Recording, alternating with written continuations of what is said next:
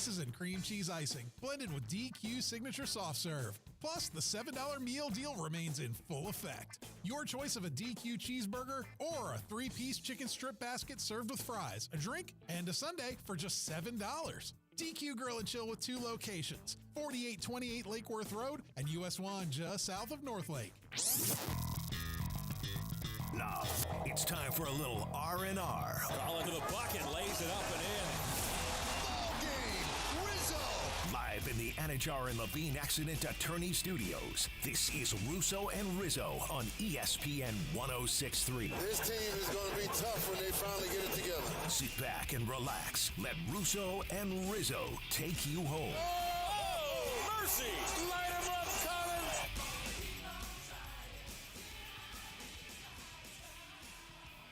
Russo and Rizzo on a Monday edition on TGL at the SoFi Center over in Palm Beach Gardens, Florida. Good afternoon, ladies and gentlemen. Colin Russo with you, joined alongside me. Mike Rizzo back at the City Place Studios in downtown West Palm Beach. We got Christian Cat making sure we are up over the air and all good. We got a doubleheader in TGL with some playoff implications as that season is basically in full swing at the moment. You had a little college basketball over the weekend. The NBA is back in action. The NHL is back in action. And the NFL Combine Week is now upon us. So you're going to see how fast guys run, how far they can throw, or their broad jumps. And then we're going to let all the scouts of the world jump to every conclusion possible. But with you from 4 to 6 p.m. on ESPN 106.3 on your radio dial or at ESPN West Palm on YouTube, Facebook/Twitter as well. Live streaming if you want to see our pretty faces there as well. Matthew Stafford.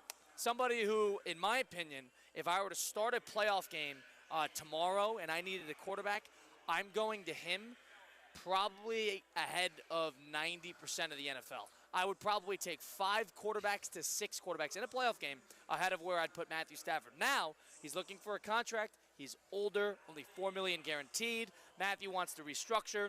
$50 million average contract in terms of a cap hit is what has been floated around amongst the NFL media.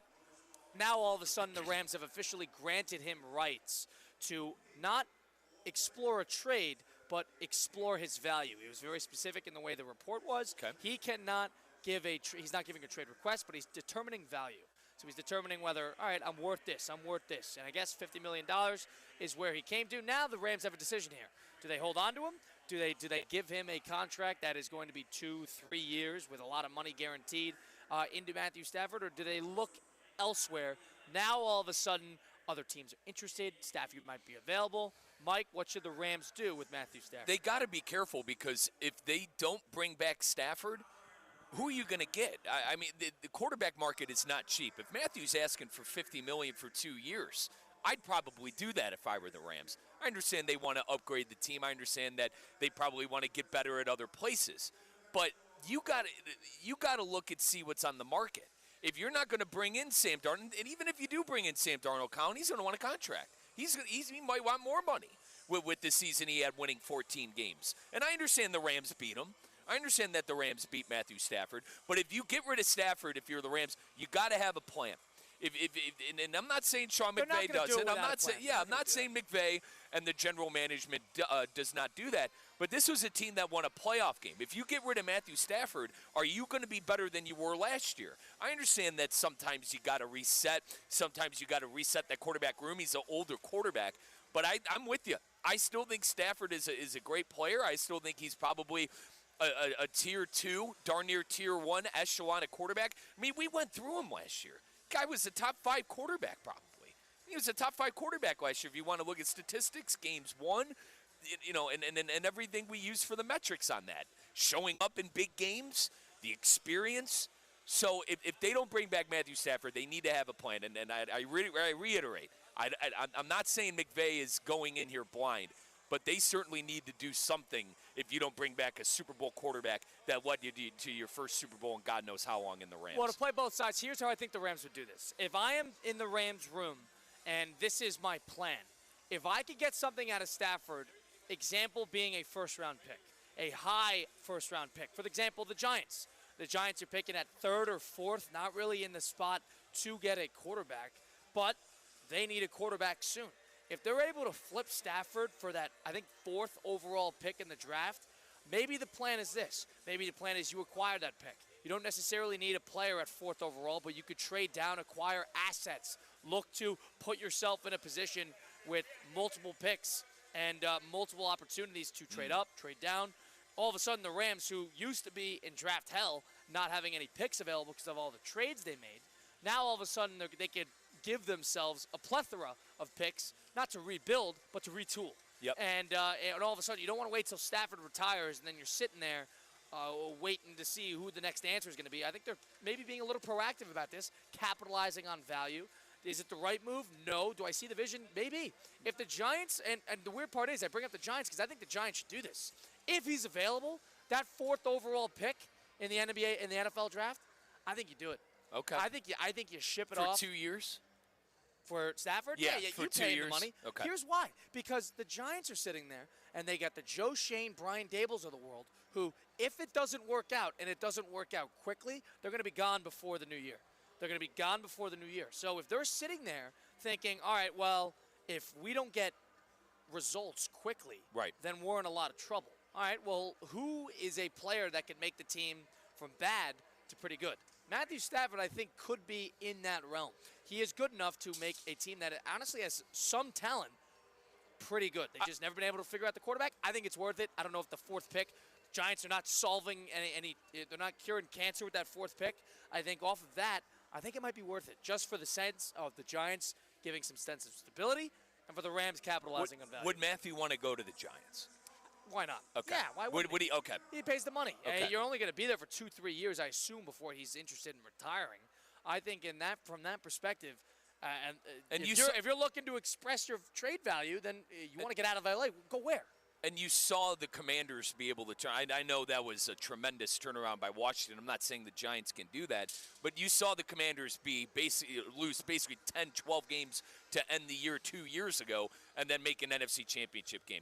The NFL is a weird league because if you get things wrong, Colin, you're going to pay for it dearly. Just ask a lot of the bad teams in the NFL. But it also is a league where you could turn things around remotely quickly if you get the right things in place. I still don't know if it was the right move to bring back Dable and Sheen for New York, but I think Matthew Stafford will help any team that he goes to, including the New York Giants. Stafford on the Giants automatically, I think, puts them in the range of 6-7 wins. Now, they got to make the right decisions, Colin. But if they get the right pieces around them, it just solves the ultimate problem. It does. And the Giants have had the ultimate problem at quarterback. Since Eli, and I could argue the last couple of years, even with Eli, they had a problem with it. It's been about a decade plus the Giants have had a quarterback problem And he's a here. perfect bridge quarterback. Yep. So he protects the jobs of the people that are in danger of losing their jobs, and they have the capital to give the Rams an enticing offer straight up. You're not losing picks down the line. If it's 1-for-1 and the whole thing, you get Stafford, you're able to sign and trade the whole thing and get some value out of him. And then also, they have talent offensively. Like, they have receivers. Their offensive line stinks, but their defensive line is great. Yep. If they're able to just forget about the quarterback for a second and then retool elsewhere, I'm not saying they can turn around, but it would make it look better for Shane and Dable, who are in a lot of trouble, a lot of hot water to begin with. Are you surprised that the Rams are going this route? Because I am. remember I asked you and CCAT early on in the year, and you guys didn't light me up, but I nonetheless asked, are the Rams maybe thinking about moving forward? I thought it was a little soon. I think this is about getting value out of it rather than waiting. A dislike of paying him. Okay. I don't think I think it's just getting value out of it. I think they're trying to think like a franchise a la the San Francisco 49ers, who are able to think kind of years in advance. Same with the Packers. Think a couple years in advance, down the line, future, retool either way, because they have stability. And that stability and infrastructure that the Rams have, that I would say 95% of teams in the NFL don't have, I think that allows them to kind of think in a 3-year period rather than think about next year. The Giants don't have that luxury. Yep. The Giants are sitting there thinking, all right, if we don't figure it out by October 15th, we're in a lot of trouble. On the other side, the Rams, all right, well, it might be ugly for 6 weeks, but if we could get rid of Stafford and then all of a sudden we need a bridge quarterback, there's a couple options here. You could go Darnold and give him the money, or I think going for Rodgers is the right move. To the Rams. Rodgers. And you all don't have of to give up picks for him. You'd have to pay him money, sure, in the short term, but you'd also have an extra amount of picks because he shipped out Stafford. He would work with McVay. There's no doubt about that. There's LaFleur connections there. Yep. And it's a good team. It's L.A. I think Rodgers. New York to L.A., baby. It's just a protected job, and he would do well. So with you that's the right move. You like that more than Pittsburgh for Aaron Rodgers? I do at this point. Yeah. Okay. Yeah, and it's a better coach. I think it's a better team too. Maybe some Steeler fans out there wouldn't admit that. I think the Rams are a better team. They won a playoff game. The Steelers are in a position where it would be a good spot too. But the way I look at that is the Rams are better than the Steelers are now as in terms of a location because of the coach, and that their Steelers don't have the assets to go get Stafford. Or at least comparatively to the Giants. The ultimate thing, both teams, the Steelers and the Rams, something the Steelers have struggled for a while, and obviously not the Rams because they've had Stafford. You got to figure out that next step at quarterback. The Steelers haven't been able to do it since Roethlisberger, and I think I too am surprised that the Rams are going this route this early with Stafford in his career after the season he just had. But maybe the Rams are looking at Pittsburgh and going, we don't want to be them. We don't want this guy to retire or be done, and we don't have a plan. This is them making steps to make sure that this could be a fluid situation of from Stafford to the next guy. And I'm fascinated to see what they do. If it's going to be the draft, if they trade up, if it is going to be Aaron Rodgers, if it is going to be a Sam Darnold. Why do I think it's Darnold? Why do I think it's Darnold? Because Kevin O'Connell is a McVay disciple. Yeah. That I think if they let go of Stafford, one of two things would be there. Rodgers would be in the building within a day, or Darnold would be in the building within a day. Now, Darnold is younger. Darnold probably gives them a little bit more long-term stability, and they'd probably have to give him a 3-year contract. But I think as some insurance beyond Darnold, they could get that 4th pick in the draft if they're able to ship him to somewhere like New York, trade, get assets, and then all of a sudden you have a bunch of assets in next year's draft, which with a ton of good quarterbacks. Right. And all of a sudden, if Darnold is shaky throughout the year, then you have an opportunity to go get a rookie quarterback and then have a little bit of a baton handoff with Darnold the next guy. And I know Jaden Daniels has had an incredible year, but I feel like the trend of the NFL with young quarterbacks is getting them and sitting them for a couple of years. And there's no better guy to trust than McVay to sit a quarterback behind Stafford for a couple of years. It's a proactive situation because it gives them a couple opportunities, a couple different avenues that they could go. Right. Stafford, it's either Stafford healthy, Stafford good, Rams good, or nothing. This, they could either go Stafford here, Stafford there, and then we get Darnold in, Rodgers here, Rodgers there, rookie quarterback there. They got a couple more options, a little bit of nuance in how they could handle it. So whether they think that's a good thing or a bad thing, I think they're being proactive. And I think there are a select few franchises that could get away with doing that. Les Snead, a great general manager. Sean McVay, who is an excellent top 3 head coach in the entire NFL. They have that long-term stability that allows them to make moves like this. Right. And whether it's the right move or not, I mean, I would run it back with Stafford personally.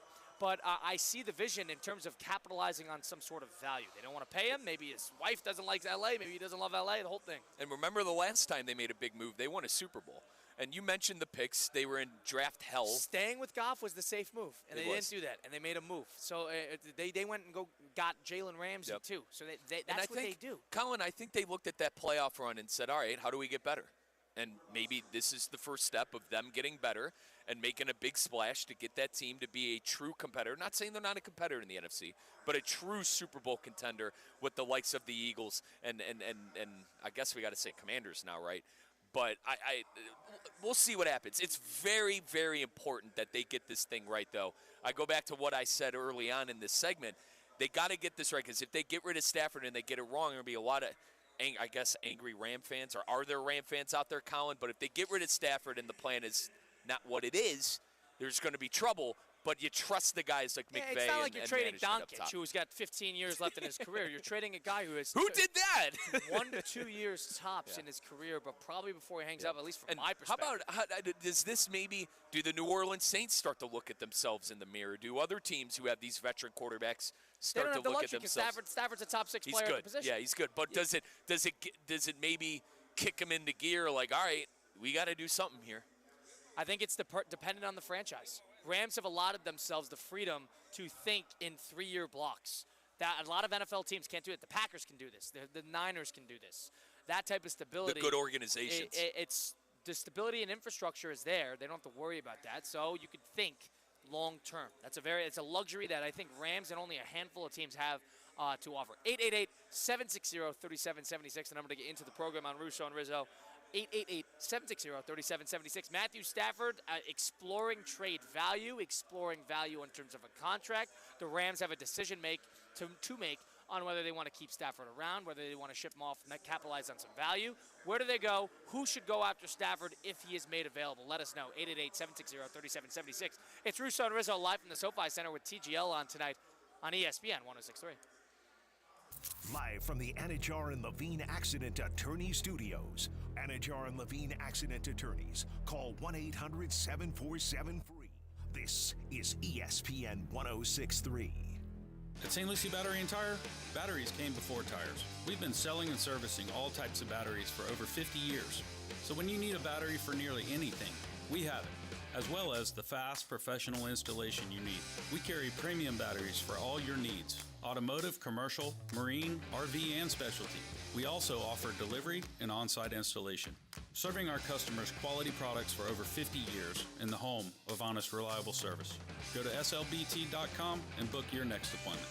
South Florida's one and only PGA Tour event returns to the Champion Course at PGA National, February 26th through March 2nd.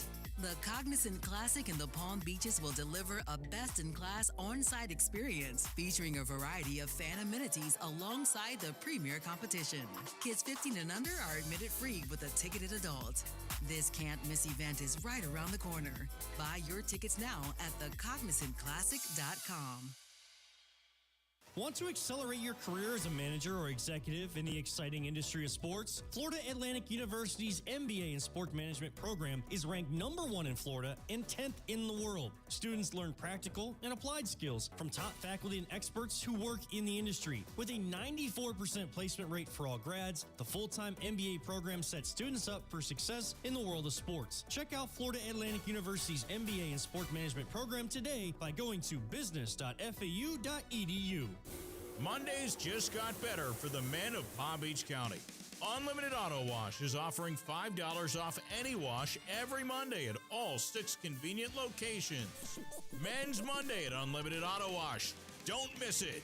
Lithium batteries need to be disposed of properly. We've seen fires in recycling and garbage facilities here in Palm Beach County. Don't throw your lithium batteries into the garbage and don't put them in your recycle bins. Visit us at swa.org/LIB. The Club at Lost Lake, a championship Fazio design golf course in Hope Sound. Golf and social memberships are now available with no waiting list and immediate access. The course and club will see over $10 million in capital improvements and is one of the best private club values in the area. Experience the beauty and challenge of this renowned course for yourself. Enjoy year-round access to exclusive amenities and events. Visit clublostlake.com to schedule a visit today. Don't miss out on this incredible course. And please, putt responsibly. Pop Stroke Palm Beach is now open right next to the Palm Beach International Airport. There's fun entertainment for all ages. Tee off on 36 holes of elevated mini golf. Let the kids loose on the outdoor playground. Refuel at our Scratch Kitchen restaurant. Cool off with hand-scooped ice cream or grab a drink from one of our 7 bars with on-course delivery while you play. And elevate your experience at our VIP rooftop pool and sushi lounge. Plan your visit at popstroke.com. Eat, putt, and drink at Pop Stroke. She ain't gon' tie me down.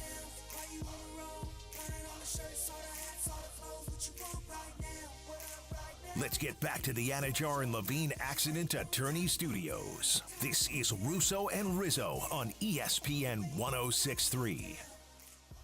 Weather's a little cruddy today in the Palm Beach County area, but throughout the weekend, it started over the weekend with this great weather coming about. It is time for baseball in West Palm Beach. Spring training, guess what? It is here. There's no better place to really spend an afternoon, spend an evening than the Cacti Park of the Palm Beaches. Grab your family, friends, meet up with people, go get some food, drinks, the whole thing. Watch some baseball, listen to the crack of a bat in a ballpark that's more of the intimate style. It's not like going to a ballpark in the MLB regular season. It's easier, it's more fun, it's accessible, it's intimate.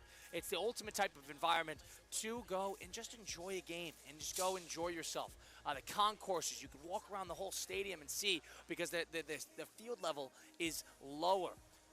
Catch the Astros and Nationals take on teams like the Yankees, teams like the Mets, the Braves. The first time ever the Blue Jays coming into town. You can catch the excitement from February 22nd through the March 23rd. Tickets are on sale now at cactipark.com. Don't miss your chance to be part of the action. That's cactipark.com.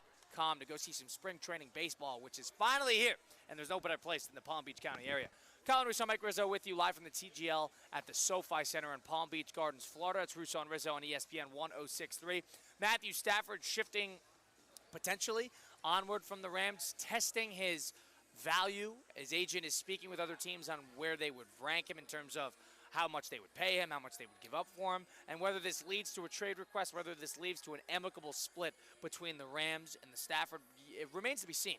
But I guess the pieces, the nuggets, the crumbs are there for this to somewhat head in that direction. There's a number of teams that are interested in him, the Steelers, the Giants, the Raiders being some of them. And some of these teams have assets to make a move for Stafford. Who should get him? Who should go get him today? Who should try to make a move, test out the market? Who would succeed with Stafford tomorrow? 888-760-3776. Is he the best quarterback on the quote-unquote, technically not on the market, Colin, but obviously Sam Darnold answer, is. I'm going to answer this in terms of a two-year answer. 100%. Not even a question. Okay. Not even a question. You go after him over Stark. It's a team that needs to win now, and I understand we nonetheless went over that last segment, but there are a lot of teams that need quarterbacks. And I'm interested to see if some of these desperate teams start to get involved as well, like the Raiders. And Kyle, we could sit here and split hairs if the Giants are desperate. I personally think the Giants are kind of a desperate team.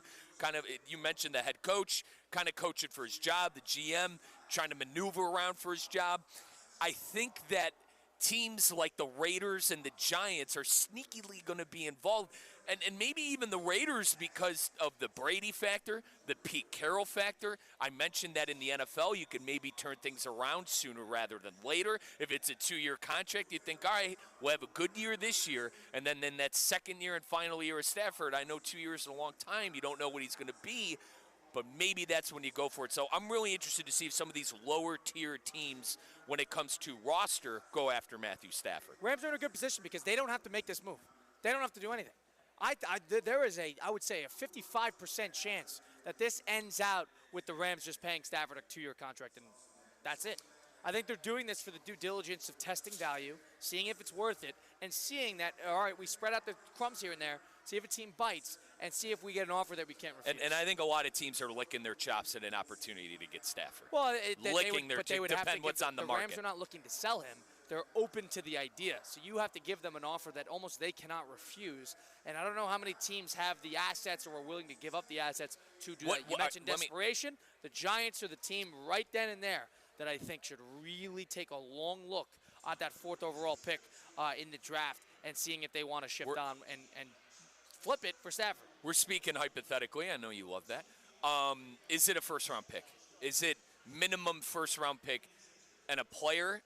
Or could it just be picks The Giants in have the general? number 3 pick, too, so keep that in mind. Yeah, and the money has to be right. I understand sometimes I make these trades up in my head, don't understand the business side. Bottom line, a first-rounder for sure. Okay. But I know the third overall pick is a very highly touted position in the draft. It's an expensive piece. But if you're desperate and you need a win-now player, if you're assuming that Cam Ward and Shedeur Sanders, you'll find out at the Combine this week. If Ward and Sanders, amongst the likes of the NFL, if they're going to be interested in these guys, the first 2 picks in the draft, the Titans are probably going to get a quarterback. If that's the case, all right, then the Browns have a decision to make. And the Browns, whether they go quarterback, non-quarterback, whatever it may be, then the Giants might be sitting there with no move to make. And then all of a sudden they'd have to trade down or go get a quarterback second round pick. Puts them in a tough spot. It puts them in a uphill battle just to look mediocre. That right there is not good enough if you are the head coach and the general manager, Joe Shane and Brian Dable, to keep your job. You need to do something, a splash factor. You need to take a chance. If you're a Giant fan, would you rather trade up for one of the young quarterbacks, or would you rather trade for Matthew Stafford? You'd have to give up a first-round pick. pick. You would. But you would draft Is one first-round pick worth Stafford, right, or a first-round pick and 2 seconds and a first worth one extra move in the draft? I think that they would get behind Stafford because they drafted a young quarterback and it didn't work out. They drafted Daniel Jones and it didn't work out. I think Giant fans would get behind bringing in Matthew Stafford. I think Giant fans, Kyle, look at what the Commanders did last season. Obviously, they're in their division. They're bitter rivals. I think they look at what the Commanders did and go, all right, this could be a first step of something special. Maybe. The Rams, you can't look at the Commanders in my perspective. Well, you compare yourselves because you're in the division. It's so irreplicable. It's such a quick turnaround. It's almost such an anomaly. that something like that were to happen to a team like the Commanders and how quickly it happened. Everything aligned with them. They had new management, new leadership, new ownership, and everything clicked.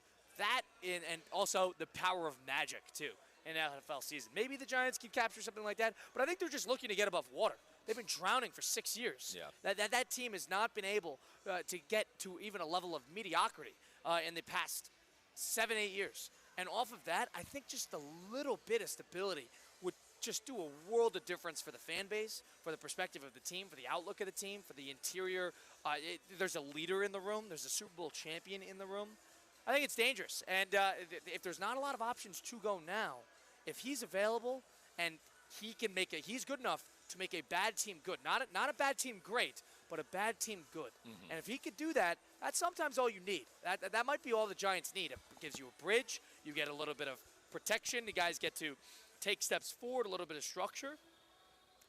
I think it's a tough thing to turn down, in my opinion, if the Rams are willing to play ball. You got to be able to fix the offensive line too. If you're the Giants, but that's why older you could quarterback, do that. You got a quarterback figured out. Now you can just figure out all the other stuff. Spend some money. Go spend some money on an offensive lineman. Go draft here, draft there. You have a good defensive line. You have a great receiver. You have some young talent all over the field. I know they let a bunch of guys go. McKinney being one of them. They have a lot of issues. It's not a 12-win team waiting there. Yep. But it's a team that, if you have a good quarterback and then they're able to allocate resources elsewhere, all of a sudden you got a good bridge quarterback. You could start thinking a little bit long-term with that structure. That is a value. You want to turn into the Rams. And the Rams do that by thinking in 3-year blocks. The Packers think in 3-year blocks. That is a luxury that no teams can do. And that is a luxury that all of a sudden the Rams here have a couple different avenues they could go to acquire assets, acquire taste. It's a cool position. I envy that type of position, that type of freedom. I could totally see this just ending out and Stafford signing a $110 million contract over 2 years with 75 of it guaranteed, and everybody moves on with their lives peacefully. But I could also see this as a team looking to give the Rams an offer they cannot refuse. Can the Steelers do that? Will the Steelers do that? That's another one. We'll see. Yeah, and their draft pick compared to 4. You know what I mean? If the Giants do want to go after that, exactly. And Stafford, I'm interested where you fall on this spectrum. I think Stafford. And I'm going to say this, and I'm going to explain why. I think Stafford is the only quarterback, quote-unquote, on the market, because technically he's got permission. The Rams don't have to trade him. Stafford is the only quarterback on the quote-unquote market that could come in and immediately fix a room. I say that because Sam Darnold, it worked last year, but it was with Kevin O'Connell. Is there something there where Darnold has to be in the right system? We've kind of seen him fail. And I'm not saying the Jets was a great situation. I'm not saying the Panthers were a great situation. I think it's unfair for us to say he failed with San Francisco because he really didn't get an opportunity with Purdy there. But he's made other stops, and this stop worked. And a lot of people say it was because of the coach. Do you agree with me when I say Stafford is the only player at that position that could come in and fix the room, that we could have concrete evidence on? He is the one that could succeed past the coach. He is the one that almost is elevated by a great coach, but doesn't need a great coach. He could do the 2-minute drill. He could do the 2-minute drill. He's the best. I would say he's the best in the league at the 2-minute drill at the moment. So off of that, I would say Stafford doesn't need a great head coach to be good. Darnold, the sample size is, you know that he can be good with a great head coach. You don't know that he can be good without a great head coach. That offers a little bit more restriction. There's a bit of a wall with him.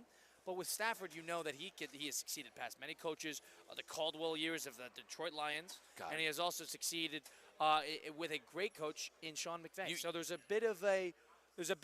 a structure that's attached to what Stafford would bring. You forget how long he was in Detroit. Honest to God, you forget how long he was in Detroit. And he never won a playoff game, and he stunk. And it's a shame because Colin, I think Calvin Johnson, outside of Randy Moss, and I got on the back end of Moss. I'm not going to sit here and act like I really remember his real prime in the early 2000s, but I think Calvin Johnson was the best receiver I saw with my 2 eyes in an NFL stadium. So you forget how much, I don't want to say wear and tear, but how much experience that Stafford has. He's been on bad teams. He's been on great teams. He's been on a Super Bowl winning team. That's why I think, man, when a player like that gets thrown, when a shark like that, Colin, gets thrown into the pool, man, there are going to be a lot of teams, I think, that are going to be wanting to go after him. 888-760-3776. Should the Rams move on from Stafford if the right offer comes about? More importantly, who should go and make a move for Stafford if he comes available. Two different sides to this. I mean, the two that pop to mind, the Steelers and the Giants immediately. I don't necessarily know if I see the route with the Raiders. I think the Raiders are probably better suited with a younger option. Like what, though? That's, I think okay. Darnold would make sense there. Okay. I could totally see Darnold making that move. Give him, that 3 year? Give him a 3-year contract. He's young. If it doesn't work, he's at least adequate enough to be a bridge. I mean, if you're looking for Stafford, you're going to have to fix a lot of things very, very quickly. And whether that's the Pete Carroll way to do it, Pete Carroll's revived careers before. Darnold's career, I would say, is effectively revived.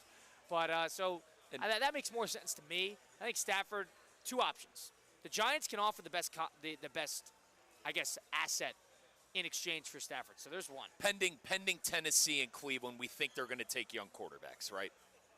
Yes. I would assume. Would you agree with that? I would agree, and that was the only thing I wanted to bring up. There's so much of a toss blind to see if either of those guys work. I never put anything past Jimmy Haslam and the Cleveland Browns. I think they could win next year, which is crazy, but other than that, I agree. So let's just say theoretically the Giants. So if that's the case, then they can put together a good package that can go get Stafford straight up. You're not losing a ton of that. You're just losing that one pick. And the Steelers, on the other hand, are a little bit more win-now ready that could utilize somebody of his talents immediately. So off of that, there's two different options there. And the Rams, do they want to give give up Stafford to somebody in the NFC? Do they want to ship him off to the AFC? Remains to be seen. 888-760-3776, the number to get into the program. Now, one thing about the Rams that I think we were talking about a little bit earlier is that allotment of the freedom to do something like this, whether they're doing it or not. But the fact that they're exercising it, moving on from Kupp when they don't necessarily need to, maybe thinking about moving on from Stafford when they don't necessarily need to. It's not the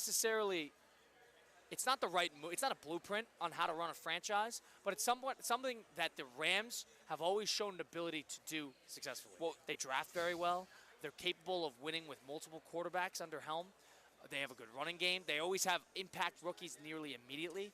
There's a select few number of teams that can operate to the level of freedom and to the level of the future that the Rams can. And for that, it's just I think we're not giving enough credit on how well run of an organization it is. They're having the tough conversation of, do you have something in the tank? Yes. But we probably don't want to spend the money. And maybe, on you. I don't even know if it's a money thing, or maybe they're just letting him go test out his money and seeing about trade value. And I think they're probably okay with paying him. They have a lot of rookies on that. I think you brought it up. It's the sense of like you're trying to move on to the next thing. That's the old guard. Cooper Kupp and Matt Stafford were the old guard. I don't think they're trying to move on. I'm not getting that impression. You're getting that impression that they're trying to move on? I think they're trying to get to the next generation. I think they're leaving the door open. That's what it is. I think they're leaving the door open. I think they're trying to, they're trying to avoid all right, we have this guy in a 3-year contract and you can't play anymore. That's the door they're leaving opening, but they're not jumping in that pool. If they sign, they're not head deep in the pool. And I don't think this is going to happen. But if they say the Rams were to sign Stafford to a 2-3-year deal, and he plays horrible next year, and you feel awful heading into the next year with him, and he's under contract, and now no one wants him. They want to sell high. You mentioned that Stafford will get something on the market. Quarterbacks like Rodgers and these other guys, they're not going to get anything on the market. You got to release Rodgers because no one wants that nightmare. So, I think that's the situation is they don't want to put him on long contracts because maybe in their minds they think, God forbid, something happens next year to where they're not playing at the level that won a playoff game. 888-760-3776, the number to get into the program. Who should go get Stafford? Should the Rams ship him off? We go to stay in West Palm Beach. David in West Palm, you're on Russo and Rizzo. David, hello, what's up? Hey, guys. So I think that to really understand this deal, you need to put yourself inside the Rams management and also think of it from Stafford's standpoint, starting with the Rams.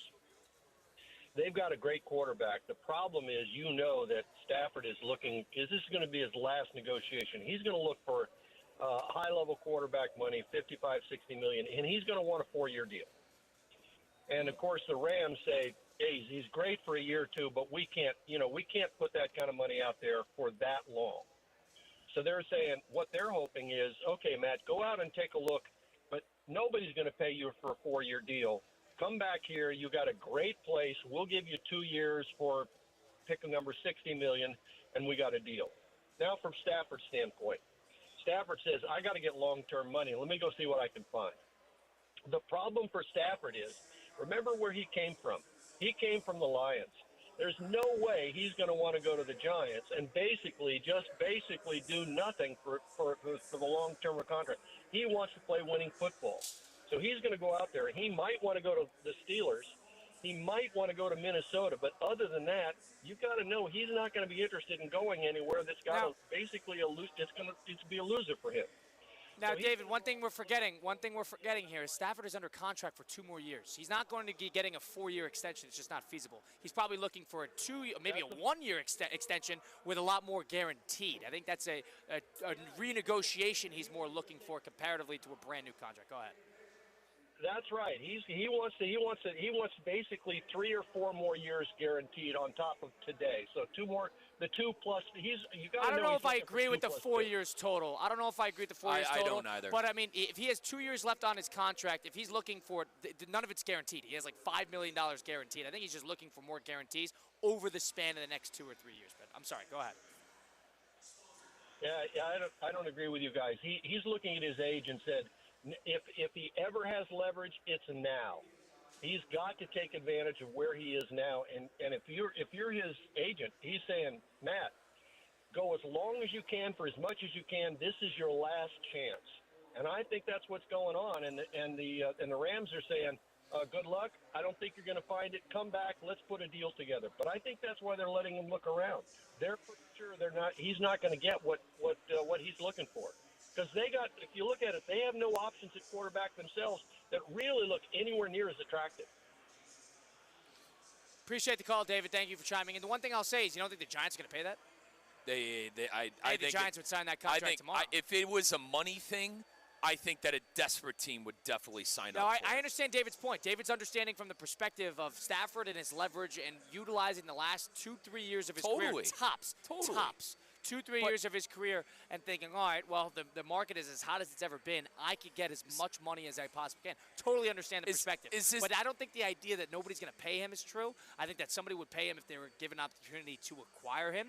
And number 2, I think what you said at the end there is completely true. The Rams are thinking, well, I mean, go test out your value and then come back to us and we'll renegotiate. I think that's just probably operating in good faith and seeing the value themselves as well. Is this a scenario where both player and team are going to work together on a trade? I don't know, Colin. I think that the Rams are going to look for what's the best possible deal for themselves. That would not be a trade where request situation. That's what I mean. Not where you pick and choose where you want to go because they're going to give you the most money. You got to be traded. You got to be traded. The Rams have to be getting something that they want back. I don't know. David brings up great points, though. I didn't want Stafford this year thinking that this guy wants to play 4 more years. Stafford limps to the finish line every single year, but he's a great player. He's a reliable player, and he's a hard-nosed player. But this guy's made $360 million over the course of his career. I was about to ask, is he really trying to I'm not saying he's going to get the amount of money that he wants, but I don't agree with the years. I don't think he's looking for a 4-year contract worth $200-something million.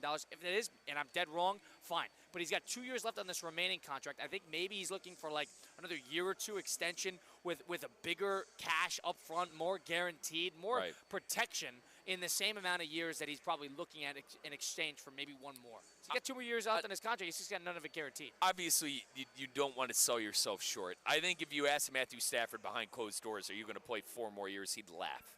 So, but David, he made me think. He made me think that this could be a money thing, but I truly think this is the Rams trying to find the next thing, trying to get something in place where maybe they could bring back Stafford. I think what happened was they were talking about bringing another quarterback in.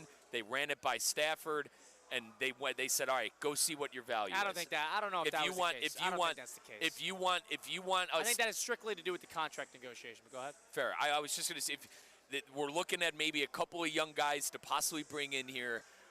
Would you be okay with this? And maybe it's him going, maybe it's time for a new place. But they're not tossing out the idea that, hey, we might bring in a young guy. Are you cool? Not necessarily. Cool with the guy being behind you? Not doing that. Either one or the other. Like a Darnold. I think maybe they're not keeping Stafford and bringing in Darnold. So right. they're not running it by Stafford. He's under contract. Exactly. That's So why they're it's not- like, hey, we're thinking about bringing this guy in. This is the situation. Stafford's probably going to them saying, I could get a lot of value out of my next contract deal, and I want a lot of it guaranteed. And then the Rams are thinking, all right, well, go see what you're worth. We don't really have a gauge of what you're worth. We have a number.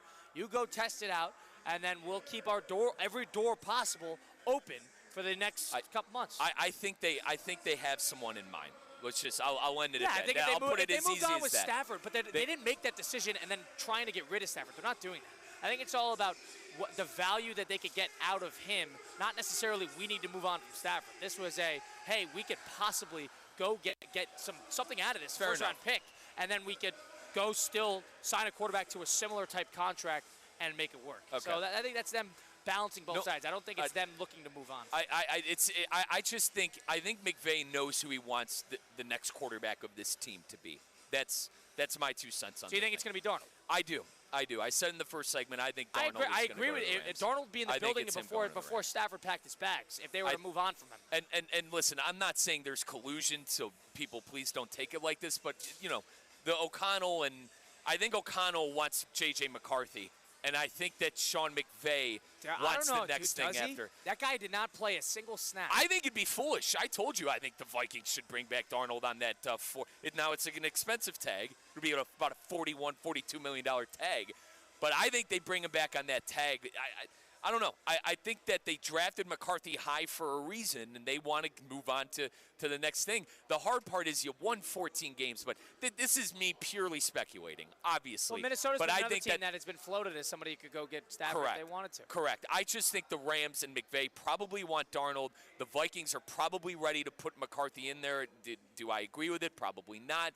And I think they nonetheless, them and Stafford and the Rams. I don't think there's bad blood there. Would you agree? I don't think there's bad blood with Stafford and the Rams. You're under the impression that the Rams are looking to get rid of him, and I'm not under that impression at all. Fair. I'm not under the impression that they're looking to shift on when they just want a playoff game. They're the close team to beat the Eagles. I think they're looking at their cards and seeing that, all right, we could give Stafford the money here, and it'd probably work. We'd probably be successful. Or we could see, all right, well, there's a trade market for him, and if there's a trade market for him in a bad quarterback draft class, a bad quarterback free agent class, it's almost like you got to see the road in front of you and then make a decision from then. I don't think it's the fact that we're done with him. I think it's, all right, well, there's an option here. Let's keep our door open and see if anything comes of it. If something comes from it, great. If not, come back here and we'll sign your 2-year, 3-year extension with more guaranteed, and we'll move on with our life. So I don't know if I see that they looked at Darnold, the team that they embarrassed in the postseason, the quarterback that they embarrassed in the postseason and dominated him. I don't think they saw that and said, all right, well, this should be our guy next year in exchange for the guy that we currently have. That, to me, doesn't necessarily do it. To me, that is a situation where we dominated him. He's available. He might be a little bit cheaper, and we could get some value out of Stafford. Finish it there. So the Rams keeping all doors open, keeping all avenues available on Russo and Rizzo on ESPN 106.3. We roll on here. We'll take a timeout live from the TGL at the SoFi Center in Palm Beach Gardens, Florida. Stick around. Russo and Rizzo, ESPN 106.3. Live from the Anajar and Levine Accident Attorney Studios. Anajar and Levine Accident Attorneys. Call 1-800-747-FREE. This is ESPN 106.3. Spring training has arrived at Roger Dean Chevrolet Stadium. Come to America's busiest ballpark to see the Miami Marlins and St. Louis Cardinals take the field before the season begins. Bring your groups, celebrate your birthdays or anniversaries, experience our VIP batting practice, and get up close on field with the pros. Visit RogerDeanChevroletStadium.com or stop by the ticket office today to purchase your spring training experience. See you at the ballpark.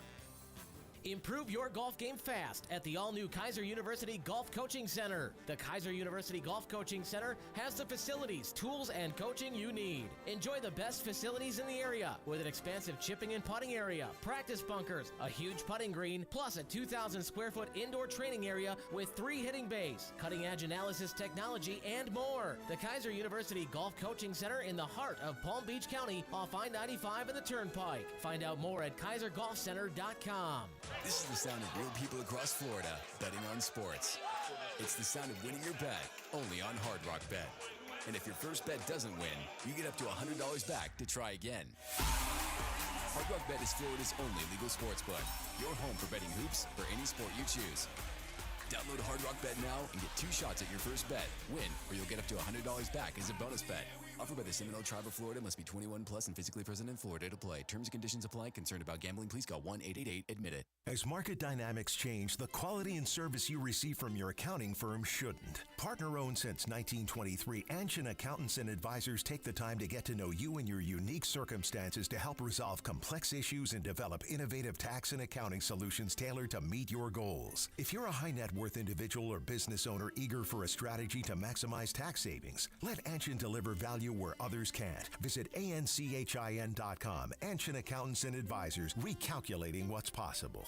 The Palm Beach Health Network Physician Group, an affiliate of the Palm Beach Health Network, is committed to delivering high-quality care to the communities they serve. Their award-winning physicians and specialists provide a level of expertise that has resulted in regional firsts and outstanding patient outcomes. For a physician referral, call 866-654-2362. To learn more about the Palm Beach Health Network Physician Group, visit pbhnphysiciangroup.com. pbhnphysiciangroup.com to get in touch with the Palm Beach Health Network Physician Group. Calling all sports fans, grab your MVP card and head to Duffy's where you can catch all of the action. Not an MVP? Sign up for free and start earning rewards today.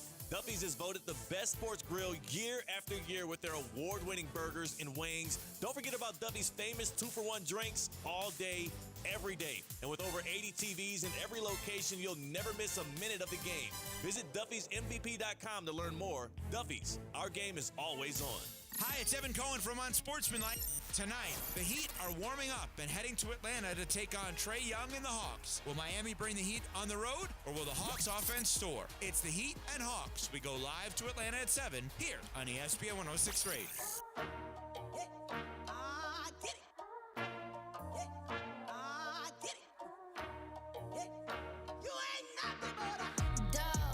Let's get back to the Anajar and Levine Accident Attorney Studios. This is Russo and Rizzo on ESPN 106.3. Russo and Rizzo on ESPN 106.3. Colin Rizzo, Mike Rizzo, Christian Cat helping us out behind the glass over at the City Place Studios in downtown West Palm Beach. We are live from Palm Beach Gardens, Florida at the SoFi Center. There's no better time now with the TGL here, basically in the thick of the season. You got college basketball going, you get the NBA back, you got the NHL back, you got playoff basketball on the college front and the professional front really sneaking up on us just a few short months. No better time to get started than go download the Hard Rock Bet app. Go download it today in the Google Play Store or the Apple App Store. Go to hardrock.bet online to get started today. Hard Rock's the best because it caters to the player that is more sophisticated and to the player that is more new to sports gambling and to sports books. You can put together a parlay, put as little as $1 into it, and just tag along different little overs, unders, spreads, money lines, the whole bit. Get a ton of value out of it, have some fun with it. Or you can go to the sophisticated side and check out the Discover page and see what type of really sophisticated top to bottom parlays that other users put together themselves. You can tag along, tap in just a few short taps. That's how easy it is on the Hard Rock Bet app. Go try now. You get up to $100 back in bonus bets if your first bet doesn't win. That first bet can be a parlay, can be a prop, can be the over. Whatever you like to bet, any game you choose. Win that first bet and get the same amount you bet back as a bonus bet.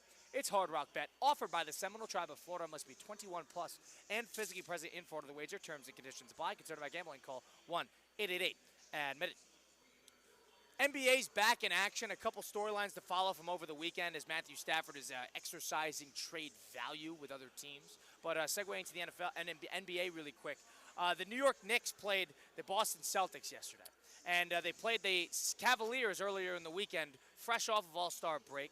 And they got blown out by Cleveland. Smoked, baby. Go Cavs. And then they lost yesterday to Boston, who completely has their number.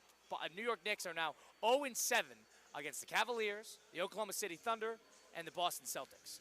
And the Knicks, with this type of stretch that they have had, do not satisfy the famous 40-20 rule that Phil Jackson coined back in the old days, where NBA champions, if you really want to be in the thick of competing, you got to be at least 40 wins, 20 losses by the time you get to 60 games into the season. The Knicks are now 37-20, and the only teams that did satisfy that requirement are Cleveland, Boston, and the OKC Thunder. The reason I say this is because since the 1983-84 season, when the NBA expanded to the new format, 90% of NBA champions have satisfied this rule. So it's by no means a given, but other than a couple exceptions, the 95 Rockets, the 04 Pistons, the 06 Heat, teams that made midseason trades that really changed the trajectory of that team. Other than a couple of the 21 Bucks were another team that didn't satisfy it but won.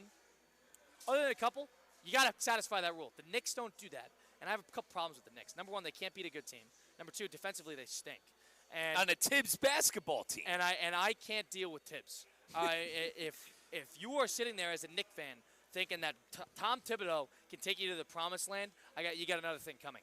Tibbs is the J.B. Bickerstaff type of role. He is the floor raiser head coach. He is not a ceiling buster head coach. Tibbs and his unwillingness, his stubbornness to go to the bench, to get more guys involved, to not play 7 guys 44 minutes a night and just go and survive off of that. When these guys inevitably get hurt, and Karl-Anthony Towns, I bring this up because Karl-Anthony Towns got banged up at a point in the fourth quarter yesterday, went to the bench, hobbling, knee injury, laying down across the bench. He's back in, down 18 with 4 minutes to go, and Tom Thibodeau says post-game, well, he said he was fine. He said he was fine. Tom, the game is over. The game is over. Famously, you kept Derrick Rose in the game game 1 against the Sixers, up 12 with 2 minutes to go, and he tore his ACL.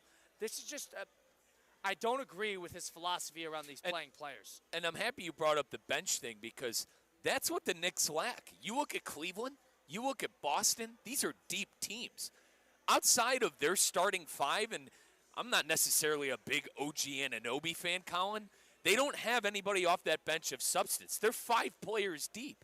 And when those guys get exhausted and need to go to the bench. They use McBride, and then they go and they use Landry Shamet, Cameron Shamet Payne. Colin, these aren't compared to the guys on Cleveland's bench and Boston's bench. This isn't a basketball team that's set up to go deep into the NBA playoffs. And I know sometimes the Thibodeau's style of hard-nosed defense can throw a wrench into some of the plans. Like, if you remember, the Knicks lost to the Cavs, what was it, 2 years ago? I didn't expect the Knicks to win that series, but I think this Cleveland team is deeper. I don't think Boston obviously has any problems with them. It's a 2-team race in the Eastern Conference. I'm tired. I say so. I'm tired of hearing about the Knicks.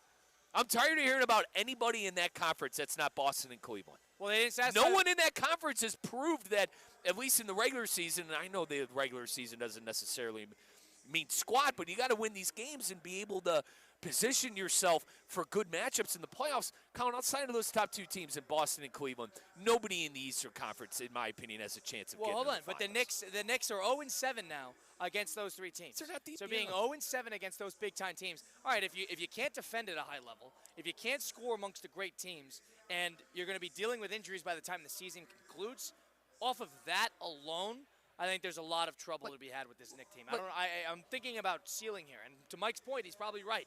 I don't know if that's a construction problem, but I think it's a Thibodeau problem. I think this is a Tom Thibodeau.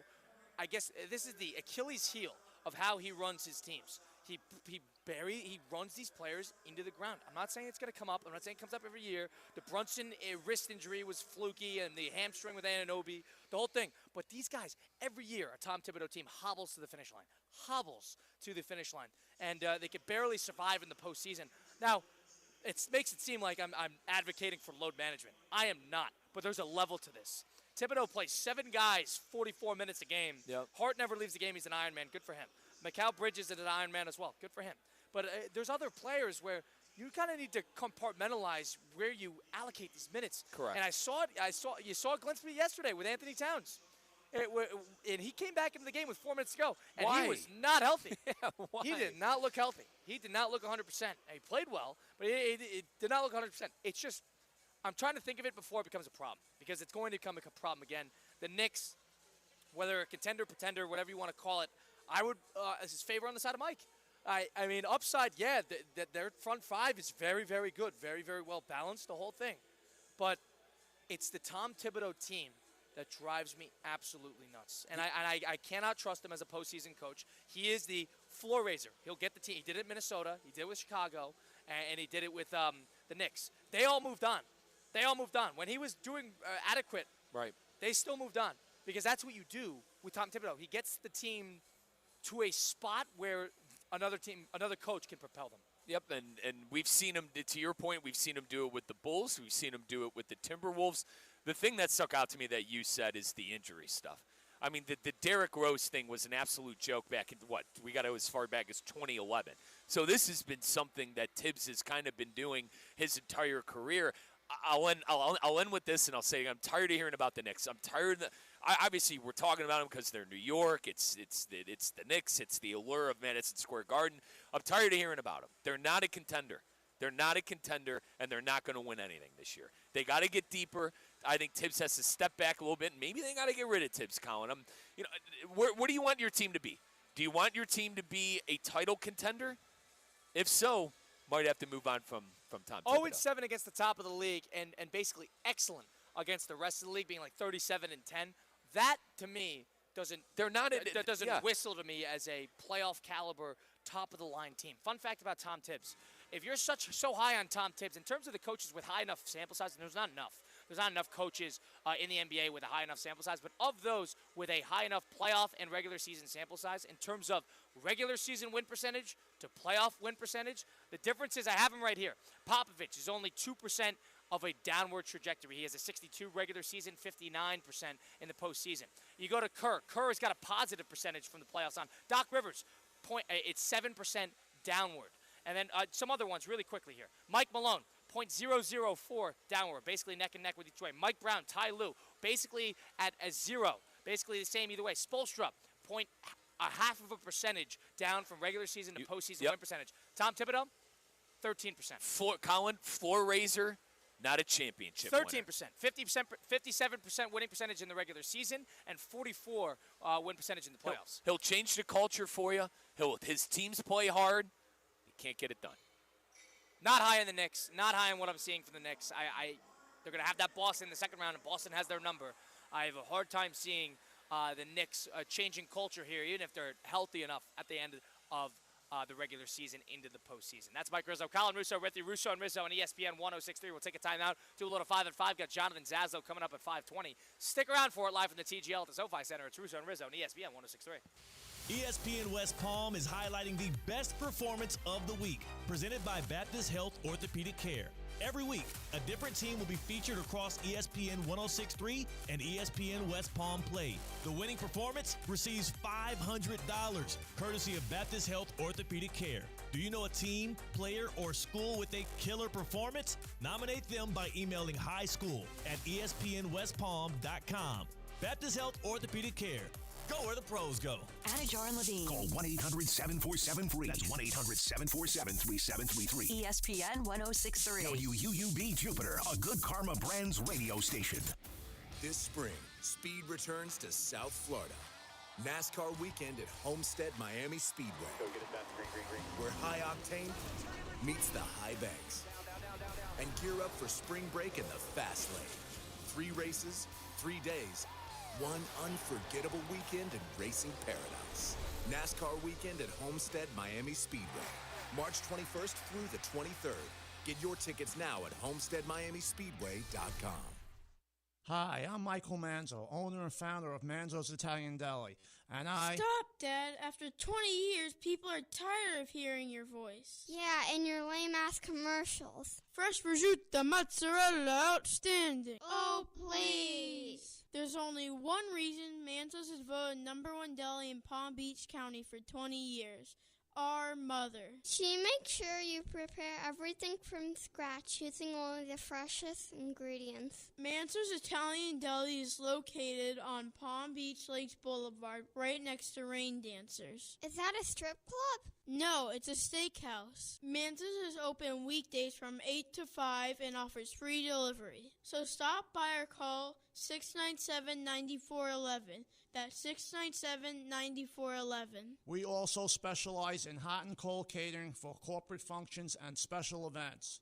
Just ask anyone who was at my last birthday party. At St. Lucie Battery and Tire, batteries came before tires. We've been selling and servicing all types of batteries for over 50 years. So when you need a battery for nearly anything, we have it, as well as the fast professional installation you need. We carry premium batteries for all your needs: automotive, commercial, marine, RV, and specialty. We also offer delivery and on-site installation. Serving our customers quality products for over 50 years in the home of honest, reliable service. Go to slbt.com and book your next appointment. Hey, West Palm, it's CCAT. You want to know the secret to losing weight now and how I lost 17 pounds in 28 days? It's Metrum MD's medical weight loss program in Palm Beach Gardens. Now, it's not a fad diet. It's medically supervised and personalized for you by the best team around. No guessing, no hunger, just results. I was down 17 pounds in my first 28 days. I'm losing weight fast enough to stay motivated. The place is busy because people are seeing real results just like me. You're the next success story. Visit Metrum MD in Palm Beach Gardens for a free consultation or head to metrummd.com. That's MET, the word trim, MD.com. Hi, it's Evan Cohen from Unsportsmanlike. Tonight, the Heat are warming up and heading to Atlanta to take on Trae Young and the Hawks. Will Miami bring the Heat on the road, or will the Hawks offense soar? It's the Heat and Hawks. We go live to Atlanta at 7 here on ESPN 106.3.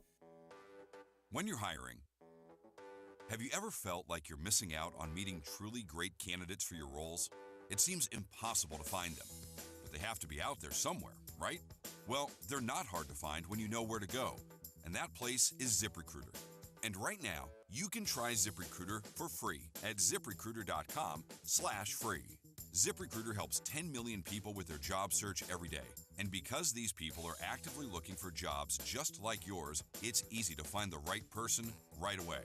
In fact, 4 out of 5 employers who post on ZipRecruiter get a quality candidate within the first day. But if you're not using ZipRecruiter, you're missing out. So see what it's like when the impossible is easy. When you go to ZipRecruiter.com/free right now to try ZipRecruiter for free. Once again, that's ZipRecruiter.com/free. ZipRecruiter.com/free. Never miss out on great candidates with ZipRecruiter. While it's not always possible to see contaminated water coming out of the faucet, the taste is difficult to ignore. And what about plastics and pharmaceuticals now in the water? The team at Culligan is here to help. Culligan offers water testing and reverse osmosis systems designed to filter out those contaminants right at the source. Culligan has been helping the local community with water issues since 1936. Schedule your appointment today at Culligan.com. Hey, Culligan man! Good Greek moving and storage.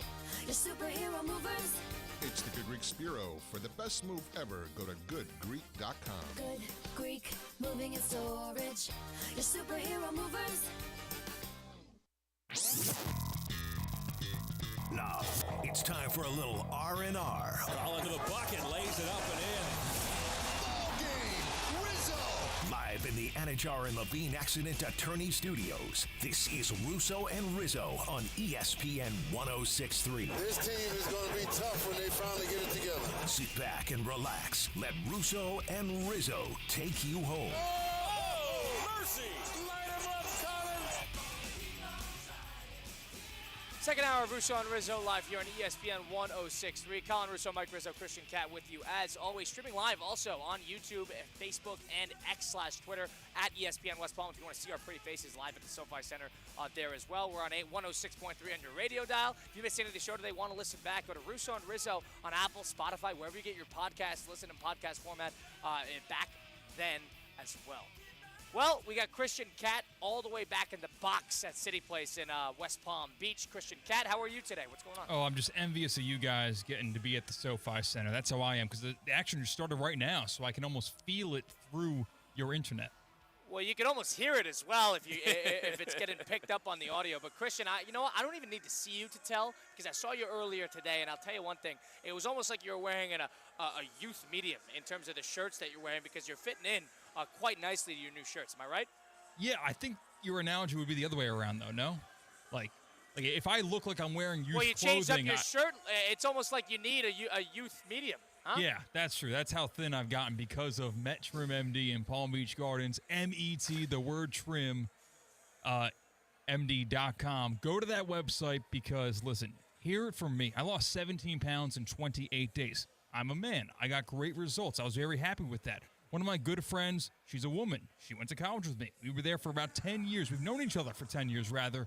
And she dropped 5 inches on her waistline in less than a month with Palm Beach Gardens' very own Metrum MD. MET, the word trim, MD.com. That's where you get results, and you get them fast. You lose weight fast enough to stay motivated, Metrum MD. You can do it with the injection, or you can do it without the injection. The diet is all taken care of by MetroMD. The supplements are all taken care of by MetroMD. Protein packs, so you lose your fat, you keep your muscle.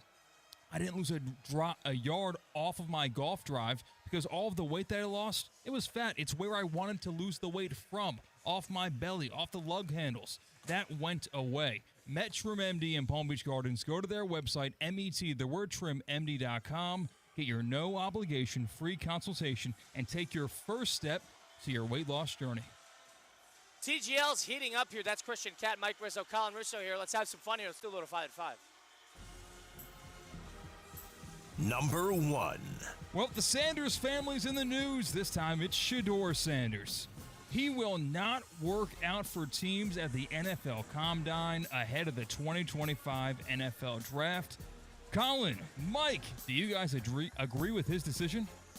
I don't agree with it because I think it's a little soft, but I understand the perspective. The only thing he could possibly do there is hurt his draft stock. If he's that hell-bent on going number 1 overall, he's going to do that in the interviews and in the private workouts. He's not doing that at the Combine. So the only thing he could possibly do is hurt his draft stock, especially if the concerns about his arm strength are evident amongst the NFL likes. Jane Daniels opted not to throw at the Combine. He did some other things, but I mean, we see specifically quarterbacks do this all the time. Pick and choose what they want to do at the Combine or just not show up at all. I don't have a problem. I know what Shedeur Sanders is, and I hope he's a Cleveland Brown. You know what this is, though? This is not a story, but a story because it's mid-February. Like, it's just because there's nothing else going on. People like to run away with the Combine story. People love it. First off, boys, the Combine is huge for teams that are, in the top 5 of the NFL draft. So that's what they're talking about this week is teams that are looking for a quarterback, a la the Tennessee Titans and Cleveland Browns and whatnot. They're talking about, we're not going to see Shedeur at the Combine. I get it, but I don't care. I watched enough college of Shedeur. He's a pocket passer. He's a big guy. Sign me up. Number 2. Number 2. Back to the NBA, where the Lakers are starting to find their form. The Lakers beat the Nuggets 123-100, the team that they haven't been able to get over the hump the past couple of years in the playoffs. Luka had 32, 7, and 10, while LeBron had 25, 9, and 5. Are you buying the Lakers as contenders, or are we getting ahead of ourselves? Lakers didn't satisfy the 40-20 rule. I'm high in the 40-20 rule right now. 90% is that our thing? Kyle, is that our new thing? It's the Phil Jackson, 90% of champions, 40 and 20 by the time they get to 60 games. But the Lakers here made it was without Luka. Made a big splash, and that's the teams that are exempt from that are like the Pistons, who made a big splash for Rasheed Wallace, and then of course for the '95 Rockets, who made the move for Clyde Drexler midseason. Now the one thing I'll say about the Lakers is about grand total of 4.5 days ago we were talking about whether we were selling on them because they lost to the Hornets. So trending upward, as long as they're able to play through Luka Doncic and he's able to not be a complete liability defensively, they're going to see success.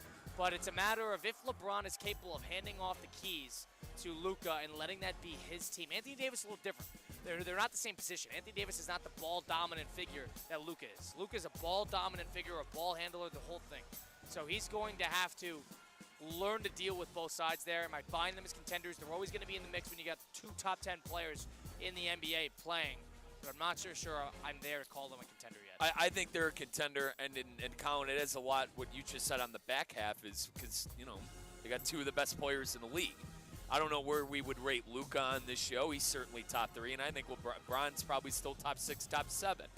And come playoff time, LeBron always plays well. And this is probably an unfair take, but I'd rather have Luka instead of Anthony Davis in some of these big moments. I think it's hard, Colin, to be a big man and play and kind of go through late in games, you want the ball in a ball handler's hands. I would trust Luka more than I would AD late in the game when you need a bucket and you need to score. He's also a better player than he is. He's also a better player. That too, but I think it is hard when you're a big as well because the NBA just isn't that anymore, so there's that factor. If I'm going to sit here and say the Knicks aren't a contender and that it's a 2-team race in the Eastern Conference, I think it's a 3-team race. Oklahoma City, Denver, and the Lakers. I know Denver just got blown out by 23 points. It's a regular season. Let's pump the brakes.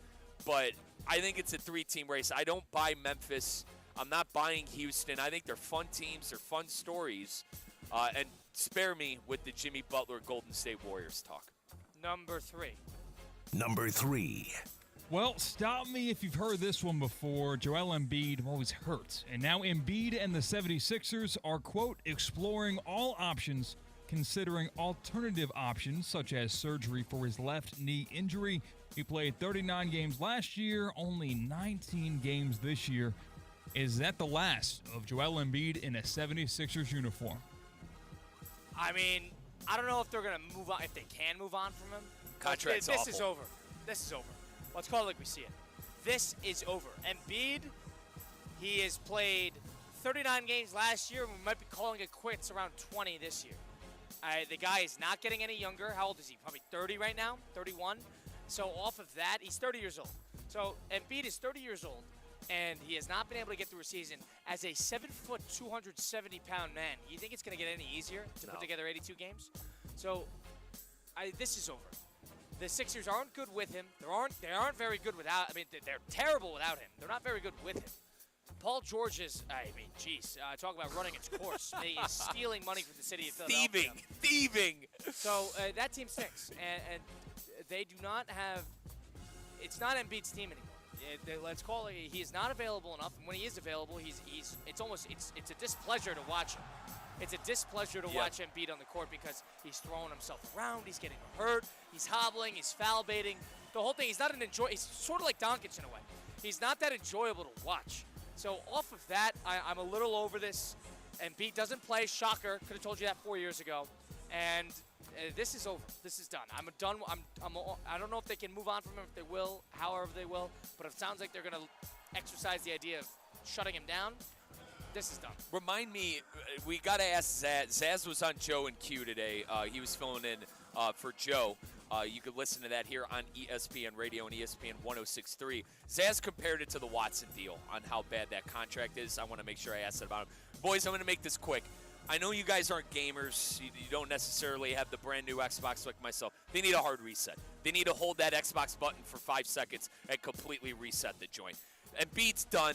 Paul George was hysterical. I cannot believe that they brought him in the first place. Who the hell thought it was a good idea to give an aging Paul George? I mean, Mingia, we were talking about Paul George in 2012 dunking over LeBron. All right, we're still with the Paul George. I'm with Colin on that 100%. Hard reset like my Xbox Series X. Mike, what you're describing there, a hard reset, sounds whole lot like the process, doesn't it not? Well, guess what? The process failed. So it's time for an Xbox Series X CCAD. It's the Xbox button. You hold it for 5 seconds, and it resets the cache. That's what the Sixers have to do. So describe what that is. Does that mean changing organizational philosophy, or does that mean you're done? Tanking again? You're done. You're not winning anything. You're not winning anything. So that Get means rid of all the again. bad. Okay, so starting the process again. I guess. But let's not, throw a parade and throw a parade that the fact that you're tanking games and making your fan base miserable. I thought that the trust the process was the biggest waste. That was a waste of time in the beginning. Don't even get me started. When you are embracing sucking, trust the process. Embrace sucking. Maybe you skip out on that this time when you hard reset. I don't know, and I agree. I'm to a sense of this process has been a complete failure. They haven't gotten anything out of it, so totally fair. And screw Philly fan. They just won a Super Bowl. I don't feel bad for these people. I'm not feeling bad for him. I'm just talking about from what he is offering. His career is going to be more known about the injuries and the incapability in the even when he is healthy, he's not that good in the postseason. So it's somebody who's not a great postseason player, has not been a very available postseason player, and has not been a very available regular season player. So if you're going to gauge what he has done for you versus what he hasn't done for you, I think what he hasn't done for you will triumph in that sense. Can they get rid of him? Probably not. Do they have Tyrese Maxey's a very good player, so they got somebody there who could carry the load a little bit, but it's time to move on from what Embiid offers you as an elite NBA player. He's not. And I didn't even think he deserved the MVP when he did. Number 4 or 5? Number 4. Well, we are getting closer and closer, 3 weeks away from the NCAA men's basketball tournament. Auburn is number 1 in the rankings yet again. They just dominate, and the Kansas Jayhawks are out of the top 25. And how about the Fighting Rick Pitino's St. John's crushing Colin Russo's UConn Huskies yesterday? What are you most looking forward to this March, and how excited are you for the madness that is? Let me defend myself. He threw that UConn stuff in there. I did not put. Okay. I mean, St. John. I mean, Pitino's got their number right now, and Hurley has consistently beat Pitino in the small sample size. But 2 times this year. Hey, if there's a coach of the year, I would give it to Pitino tomorrow. This is a team that has not had success for 25 years. Pitino comes in and turns it into a top 10 team that quickly. Pitino is the best coach in the sport. He is the best coach in college basketball. He's better than Hurley is. I would make some peace with that. And I think that St. John's team, who cannot score that well, they can't even shoot. They're 10th in the Big East in three-point shooting percentage. They're not great at making their free throws, and the team's top 10. Christian, go ahead, brother. I heard you. You kind of sound like little Rizzo with Ohio State football there. You're saying Pitino's a better coach than Dan Hurley? I've always thought that. I'm not one of those blind Hurley defenders that he's the best coach in the sport. I think they're the best coaching staff in the sport. We could go into the assistant coaches. I think UConn's got the best preparedness there. But Pitino as a top – if you saw the UConn St. John's game a couple weeks ago in Gamble, in Storrs, Connecticut, Pitino coached circles around Hurley, and he did again yesterday. Hang on. In my defense, Ryan Day didn't win anything. Rizzo wanted to fire Day. Rizzo wanted to Day fire didn't Day. win. I mean, guys, I try to explain to you the Michigan stuff, and you guys don't understand it. Fair play to Ryan Day. I love him. Thank you for the championship. Christian, go ahead. God. Number 5. Little Rizzo too. I don't know if I appreciate being called Little Rizzo. No. 30 years old, maybe. No, I didn't say. was Little Rizzo there. No, you said a little Rizzo. Like there was a piece of Rizzo in him. I would not see. I'm never. messed up.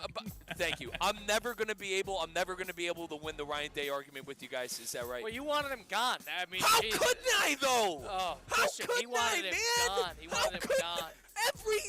Everyone did. I'm boy, capping here. I everybody did. apologize. My microphone's going ballistic, but anyway, 5 C-Cat. That was the number 5. 5. Of course we did. They lose a close one to the number 1 team in the country in their building at 39-38. No, it's not true. And he wanted him out, and it was so. I didn't want him out after the Oregon game. I wanted him out after the Michigan game. Now we're missing after the context. Oregon game. That was the 5 gutted. and 5. He thought they were going to lose by 2 touchdowns. I was to gutted, Penn State. Oh my goodness, number 5. That was the 5 and 5. We ran out. That was the 5 and 5. Christian put the kibosh on it. Yeah, that's the conclusion of the 5 and 5. To circle back here quickly on the Danny Hurley thing. I love Hurley. You deal with his antics. The antics, they bother me a little bit, but that's who he is, win or lose. It's a great coach. He's a top 5 coach in the sport. I'm not ready to say he's the best coach in the world at the collegiate level. Rick Pitino, if he's able to make a run with this team, and I don't know if they will because they were a little Houston-like in terms of they can't score that well, but they're great defensively. If he's able to do it, that's 4 teams to the Final Four. That's 4 different teams he has brought to the Final Four, 2 titles. So off of that, there's something about doing it. There's something about doing it everywhere you go. That's what Rick Pitino does. Even got Iona to the tournament. So best coach in the sport, no problem. They've been absolutely outstanding. Pitino's been a big story. He should win Coach of the Year. And he's the godfather. He's the Pat Riley. He's the Pat Riley of the college basketball. We got to talk to Jonathan Zaslow, the Zaslow Show 2.0. Coming up next, stick around for it. It's Russo and Rizzo on ESPN 106.3. Live from the Anajar and Levine Accident Attorney Studios. Anajar and Levine Accident Attorneys. Call 1-800-747-FREE. This is ESPN 106.3. Kaiser University's flagship campus, the 100-acre residential campus at 2600 North Military Trail in West Palm Beach, extends Kaiser University's educational offerings to over 100 degrees in the heart of South Florida. Kaiser University also has an athletic program with 20 national championships, including the 2024 Women's Swimming and Diving Championship and 2023 football, lacrosse, and men's swimming and diving titles. Visit KUSeahawks.com for the latest. What's the Anajar and Levine difference? When you're injured in a car crash, we focus on your case so you can focus on the one thing that matters most, getting better. I'm Glenn Levine with Anajar Levine. We'll fight to get you the maximum compensation you deserve.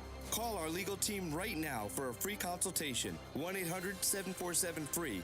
We'll help you take back control of your life. Call 1-800-747-FREE. That's 1-800-747-3733. In office, West Palm Beach. This spring, speed returns to South Florida. NASCAR weekend at Homestead Miami Speedway. Go get it done. Where high octane meets the high banks. And gear up for spring break in the fast lane. 3 races, 3 days, one unforgettable weekend in racing paradise. NASCAR weekend at Homestead Miami Speedway. March 21st through the 23rd. Get your tickets now at homesteadmiamispeedway.com. Prescriptions require an online consultation with a healthcare provider who will determine if appropriate. Restrictions apply. See website for details and important safety information. Price varies based on product and subscription plan. Hey guys, let's talk ED because millions of men experience it, but not everyone can access or afford treatments like Viagra. Well, HIMS can help. Through HIMS.com, you can get a full range of treatment options for ED, including daily or as-needed meds through a 100% online process. It all starts with an online intake form. Get started at hims.com/joy, and from there, a medical provider licensed in your state will determine if ED treatment is right for you. If prescribed, your medication is shipped to you for free. Find the ED treatment that fits your needs with options up to 95% less than the brand names. Millions of men experience ED, but HIMS can help. To start your free online visit and save up to 95%, go to hims.com/joy. That's hims.com/joy for your free online visit. HIMS.com/JOY.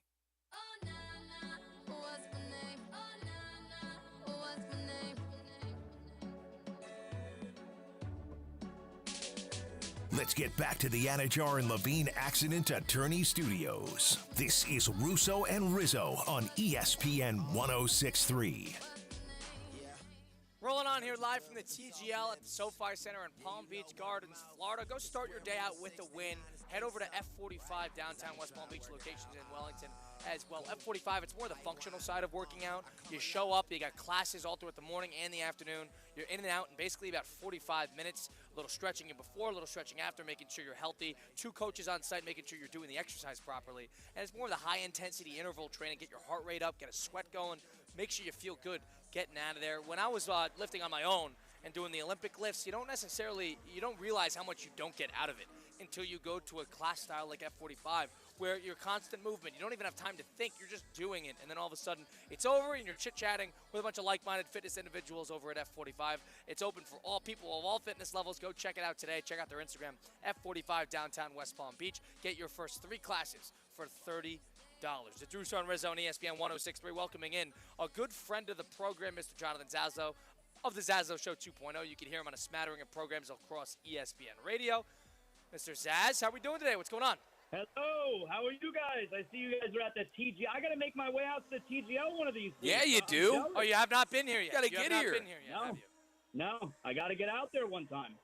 Interesting, and we're on the road again. I feel like every time we talk to you, we're somewhere across the United States. But Zaz, appreciate you joining in, giving us a little couple minutes here. Let's start with the main story out of the NFL. I want to get your takeaway on this Matthew Stafford situation, because the team made it abundantly clear that they are not exercising a trade request, but they are allowing him and his agent to go gauge value elsewhere.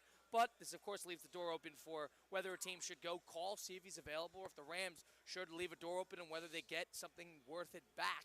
They could ship him out, get some value out of it, go get somebody else a la Sam Darnold. Zaz, your read on this situation, what should the Rams do and what should other teams do in regard to Stafford?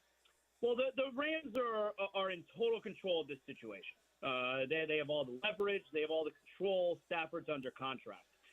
They clearly, Stafford wants an extension of some sort. Okay, that's fine. He believes that he's worth more than what the Rams, I guess, are willing to give him. So the Rams say, you know what? Go out there, prove it to us. Prove that there's someone out there who is willing to pay you what you think that you should be paid. And then you'll come back here, you'll tell us, and we'll have a conversation. It makes perfect sense for the Rams to do that. The part that bothers me, though, is, Stafford, there's only one player in the history of the NFL who has made more money over their career than Matthew Stafford. It's only one, right. Aaron Rodgers.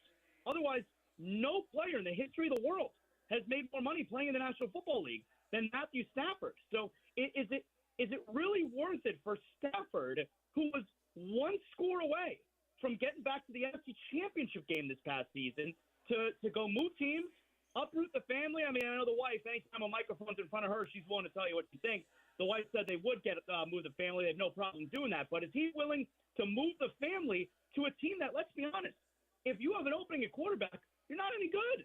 If you're a contender, you have a quarterback. So if you can use Matthew Stafford, your team stinks. So why is Stafford willing to relocate in this situation? It's a little bit confusing to me. Zaz, if a trade does come to fruition, is there a team you have in mind?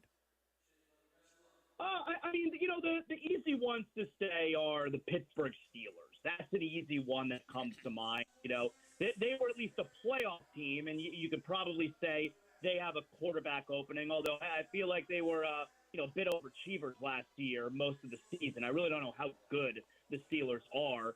Is there another, if those teams at the top of the draft, you get Cam Ward, you get Sanders. I think the Giants should pick up the phone. The Giants have the third pick in the draft. Yeah, they should totally take that consideration. Yeah, maybe Tennessee takes the quarterback, Cleveland takes the quarterback, and now the New York Giants are stuck, Do they want to make a call for Matthew Stafford? But here's the thing. Do you believe the Giants are Matthew Stafford away from being a contender? I don't. So yeah. I think it just makes sense for Stafford. Maybe he comes back to the Rams and says, this team was willing to give me X amount of dollars. And the Rams are like, okay, you proved us wrong. Now let's have another conversation. I think it's best for all parties involved to stay together. Jonathan Zaslow joining us now on Russo and Rizzo. Mr. Zaslow, I agree with you. I agree with you that I think this is probably pointing to a reconciliation in some aspects, if that's what you want to call it, with the Rams. But one thing I'll say, too, is in terms of desperation, the Giants can offer them. It's almost like he's going out there to test value. And if a team comes back with an offer they almost can't refuse, I think the Rams are going to do it.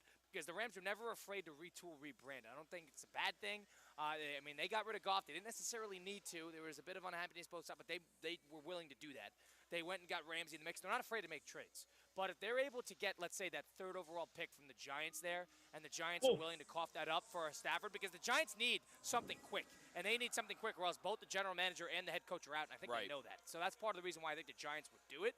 But to the same token, if they're able to, I guess, get an offer that they almost can't refuse, I think they would do it and then look. I think Darnold or Rodgers would be in the building within a day. Look, if the Giants were to offer up the number 3 overall pick, you do that is the definition of an offer you can't refuse. Like Matthew Stafford was the number 1 overall pick. What are we talking? 15 years ago? So 15 years after he selected number 1, he only goes down 2 slots. You can get a number 3 for him overall. Like, of course you would do that if you're the Rams.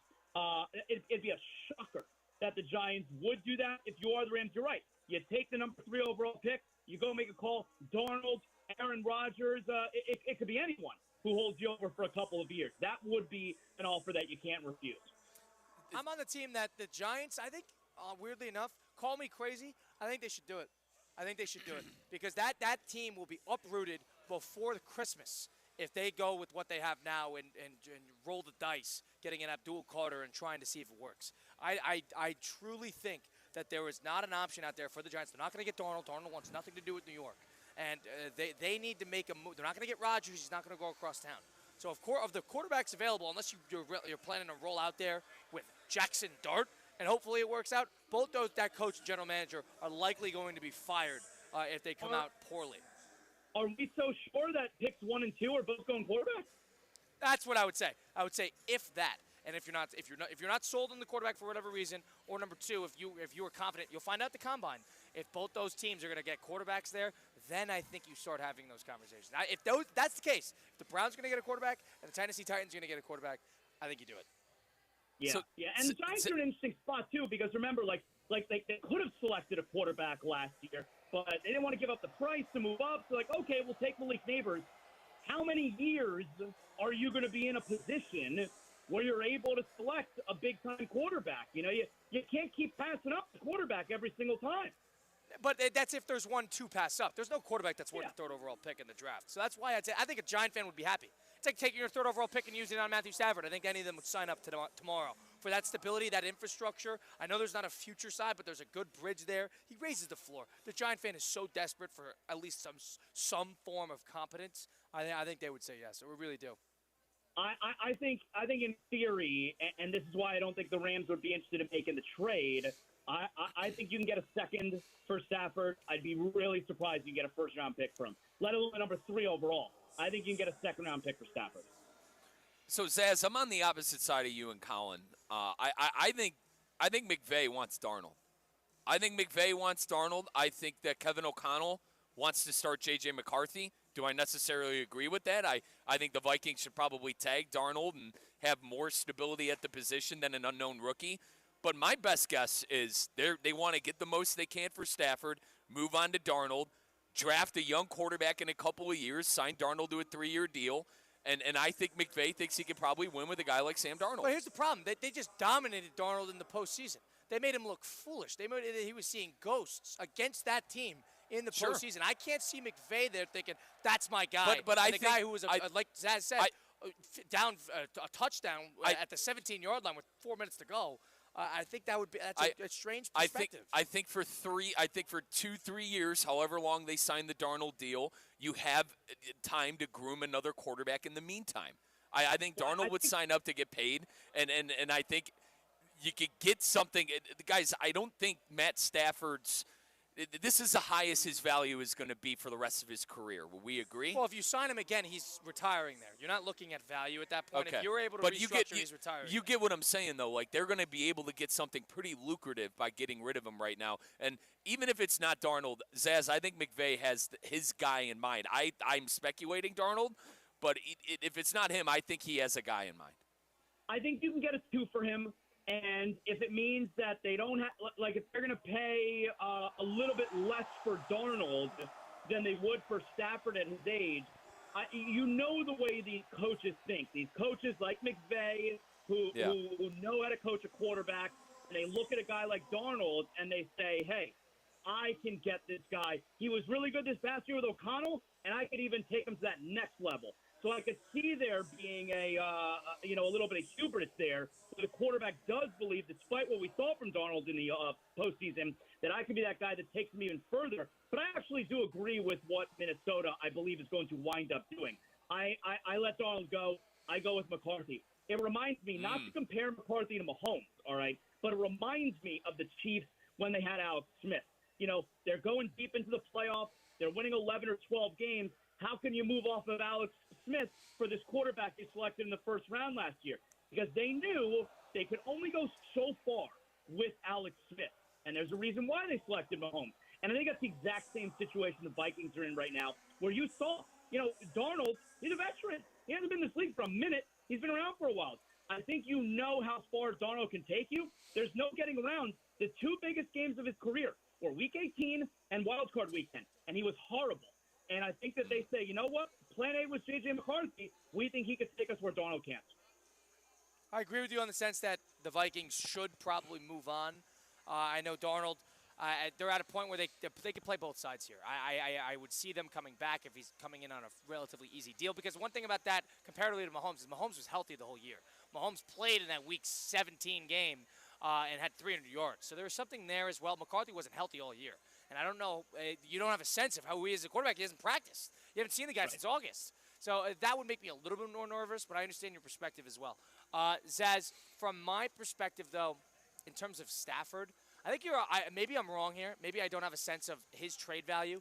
I think in terms of selling high, to Mike's point, there is not a great quarterback free agent class, and there is not a great quarterback draft class. I think off of that, and there's a lot of quarterback-needy teams. I think off of that, I think they'd be able to get something a little bit higher than a second. Maybe I'm wrong. Let me ask you this. Let me ask you this. Do we remember what the Packers got for Rodgers? Yeah, it was. What was that? It was a conditional first. Yeah, it was a conditional on 65% of the snaps or something like that. Yeah. Sorry. So they were around the same age, right? At the time that Rodgers was traded for, that's probably a decent comp, right? Now, one thing I'll say is the Packers didn't have much leverage there because they needed to get rid of him. and he wanted out. And he's a difficult personality. So there's that as well, but I understand. And Stafford just won a playoff game. Rodgers didn't make the playoffs that year. They lost to Detroit the final week of the season. It's a good comparison. The one thing I'll say is leverage is different. You said the Rams are complete control. You're 100% right. Rams in complete control of the situation. They have all their doors open right now, and they're just sitting back and waiting to see which one lights up. So off of that, I see both sides. But I mean, in terms of capitalizing when the iron's hot, there's something to be said about what they could potentially get out of Stafford or whether they should or not. Tough Jonathan to swallow. Zazzle joining If you're a Rams fan, that's a tough pill to swallow. You're a play away from the NFC Championship game, and you're going to allow the quarterback to move on. I really believe it's the best interest of both parties to figure this out. I don't disagree, but they're also they're going to get let Cup walk. They got a lot of young players on that team. I understand. But, I mean, if you're thinking about – they think in blocks of time. They're one of the few franchises in the NFL that has the infrastructure, the consistency with the general manager, Snead, and McVay, that nobody's worried about their jobs. So they could think in, like, 3-4 year blocks. They could think, all right, how is this year going to look? How's next year going to look? A lot of teams can't do that. The Niners can do that. The Packers can do that. The Eagles can do that. They're thinking in this block. They're not thinking about next year. They can take a step back and take 2 steps forward in a couple years. And if I could jump in, like, is Stafford going to be Stafford next year? Well, his age going to catch up to him? They're going to get him until he retires. If that's the case, they're going to sign him until he retires, and he's going to end out his career as a Ram. And whether it's worth it or not, it probably is. It probably would be worth it. That's the thing. It probably would be. It could be worth it on either side, which is why the Rams are in a very good position. Zaz, Mike said you were saying some interesting things about. Yeah, I was listening to you on Q and Joe on ESPN Radio, and you compared the Embiid contract to Watson. I thought you were spot on there. Oh, my goodness. I mean, Embiid's the worst contract in sports right now. At least with Watson, it's only 2 years left, and you can be done with it. We're almost Embiid, done. and Embiid is 4 years left, all right? And even with Watson, you could really take – I mean, the cap hit if you were just to get rid of him now is astronomical, but at least, okay, we're going to bite the bullet this 1 year and be done with it. With Embiid, there's literally nothing you can do. It is 4 years where in the year 2029, can you guys imagine what Embiid's going to look like in the year 2029? Because that year, they're paying him $69 million. Like, there's no getting out of this scenario that the Sixers are in right now. It's like the most untenable contract I've ever seen. 4 years, $248 million owed after this season. It's wild to believe they are so stuck. I mean, guys, if we were to give Daryl Morey, who, by the way, is there a more overrated general manager in the NBA than Daryl Morey? Has he ever come close to winning anything? Give me a break. If you were to give Daryl Morey the truth serum and you said, hey, you can get rid of Embiid right now, the contract, all of it, for nothing in return, what do you guys think you would do? No doubt, I think he would. I mean, Zaz, what was he, screaming at fans earlier? He was getting into it with fans, with Philly fans. I wouldn't even hesitate. I told Colin and Christian, they need a hard reset. And Christian joked around me. He said, "Riz, are they going to trust the process again?" I mean, they got to get. I mean, Paul George coming in was hysterical. I laughed so hard when I saw them sign Paul George. And then you got it. Colin mentioned you got Tyrese Maxey. Build around Maxey for a couple of years. Try to get out of those contracts. He just explained to us how you Embiid's going to be sitting there like a black hole of a contract. You know what? Maybe there's such thing as a buyout. You don't buy out a superstar like that. I understand, guys, but you need a good Zaz. That's what they should do. Are they going to do it? No. The money still counts against the cap. But is it worth having him on the team? These are the stupid conversations, and these aren't stupid conversations. I'm nonetheless saying, like, the dumb conversations I have with my friends of trying to explain to them why the Browns can't cut Deshaun Watson. I think it's going to be similar with Embiid. I mean, partner, he's played 19 games this year. He played 39 games total last year. You add in Paul George. I mean, more podcast episodes than games played this year. Oh, my God. I laughed so hard. Zaz, I laughed so hard when they signed Paul George. It's like, is this 2012? You're giving Paul George all that money? He's a thief. Yeah, and it's ridiculous. Embiid is brutal to watch out there because the body language, look, I'm not going to try to be body language police, but the body language is incredible. And then play style, too. He's so unwatchable. Throwing yourself around, the foul baiting. You're a black hole offensively. You're not a good playmaker. Just off of that, it's a displeasing brand of basketball to watch on top and of listen, the fact that he's never healthy. Colin, you put a microphone in front of his face. It's, I don't feel so good today. My knee, it's hurting me. I don't know if I could play tomorrow. I do so much for the city. It's like he's a disaster. You don't want to hear him talk. You don't want to watch him play. He's brutal out there. Goes after fans, too. I'm with you, Zaz.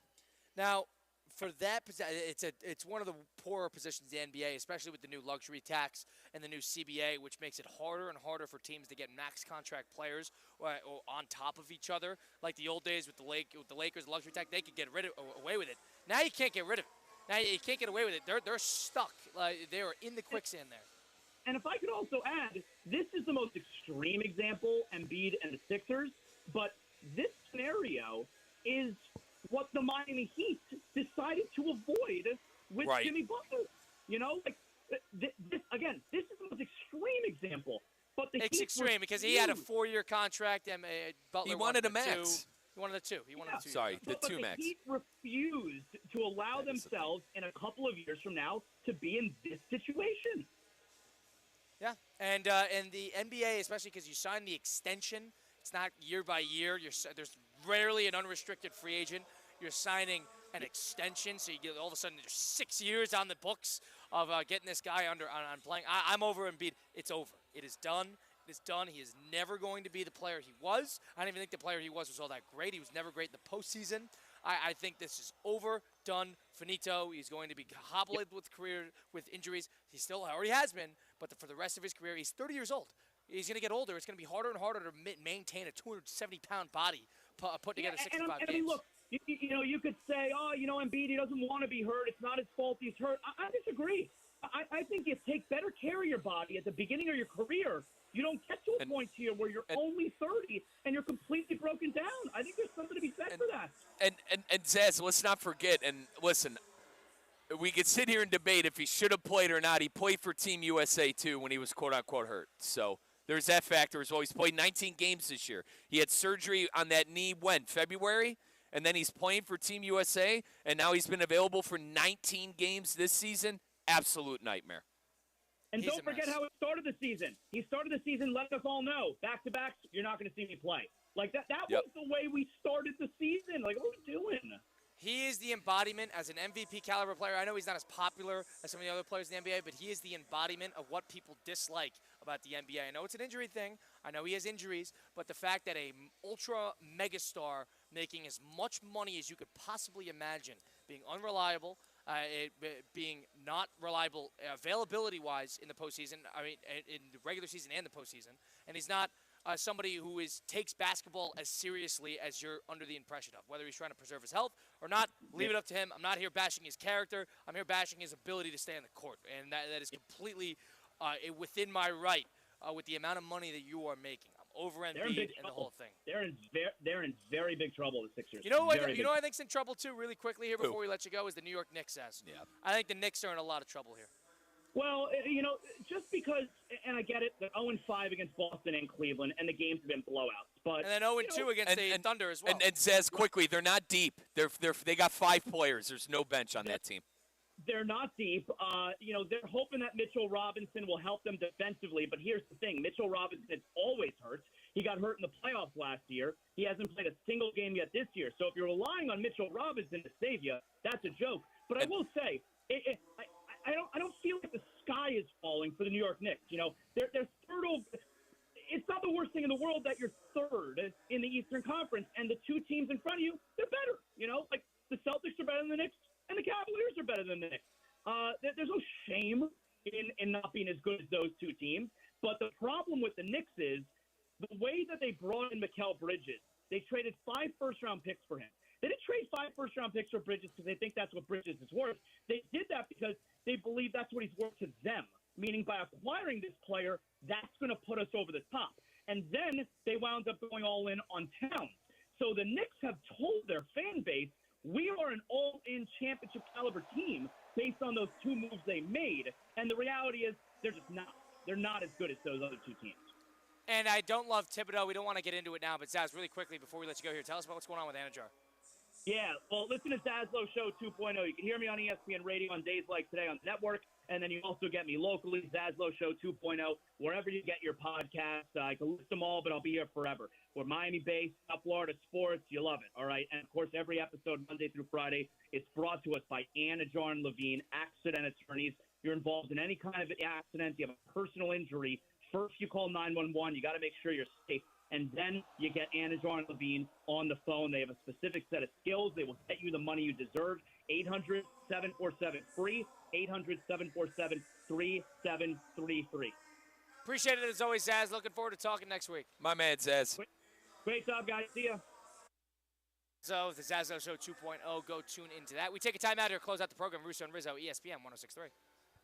The Club at Lost Lake, a championship Fazio design golf course in Hope Sound. Golf and social memberships are now available with no waiting list and immediate access. The course and club will see over $10 million in capital improvements and is one of the best private club values in the area. Experience the beauty and challenge of this renowned course for yourself. Enjoy year-round access to exclusive amenities and events. Visit clublostlake.com to schedule a visit today. Don't miss out on this incredible course. And please, putt responsibly. Hi, Kevin Dalton here from the Unlimited Auto Wash. Enjoy unlimited inside and out hand washes for just $49.95 per month, less than the price of 2 washes. You'll get unlimited hand washes with sealer wax, dash, windows and vacuum, tire shined, and hand finished. All unlimited.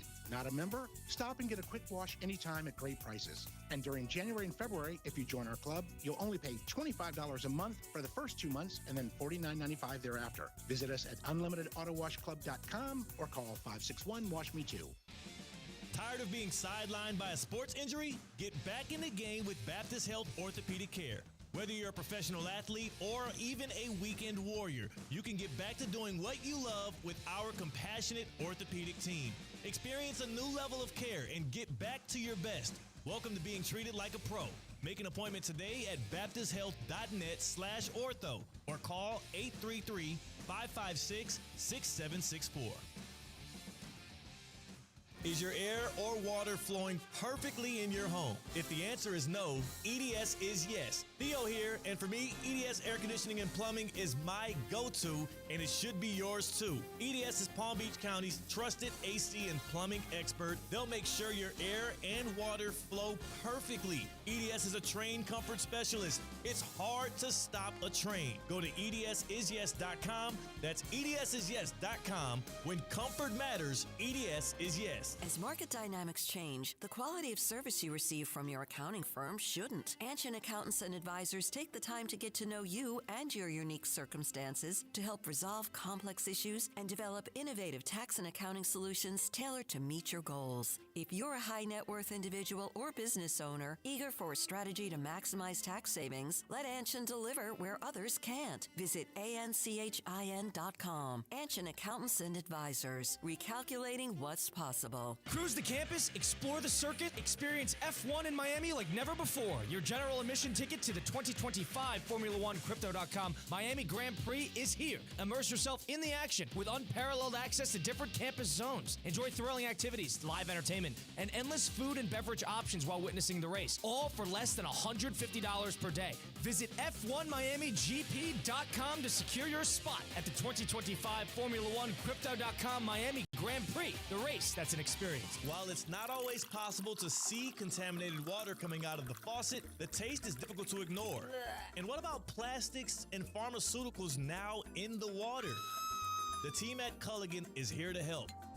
Culligan offers water testing and reverse osmosis systems designed to filter out those contaminants right at the source. Culligan has been helping the local community with water issues since 1936. Schedule your appointment today at Culligan.com. Hey, Culligan man!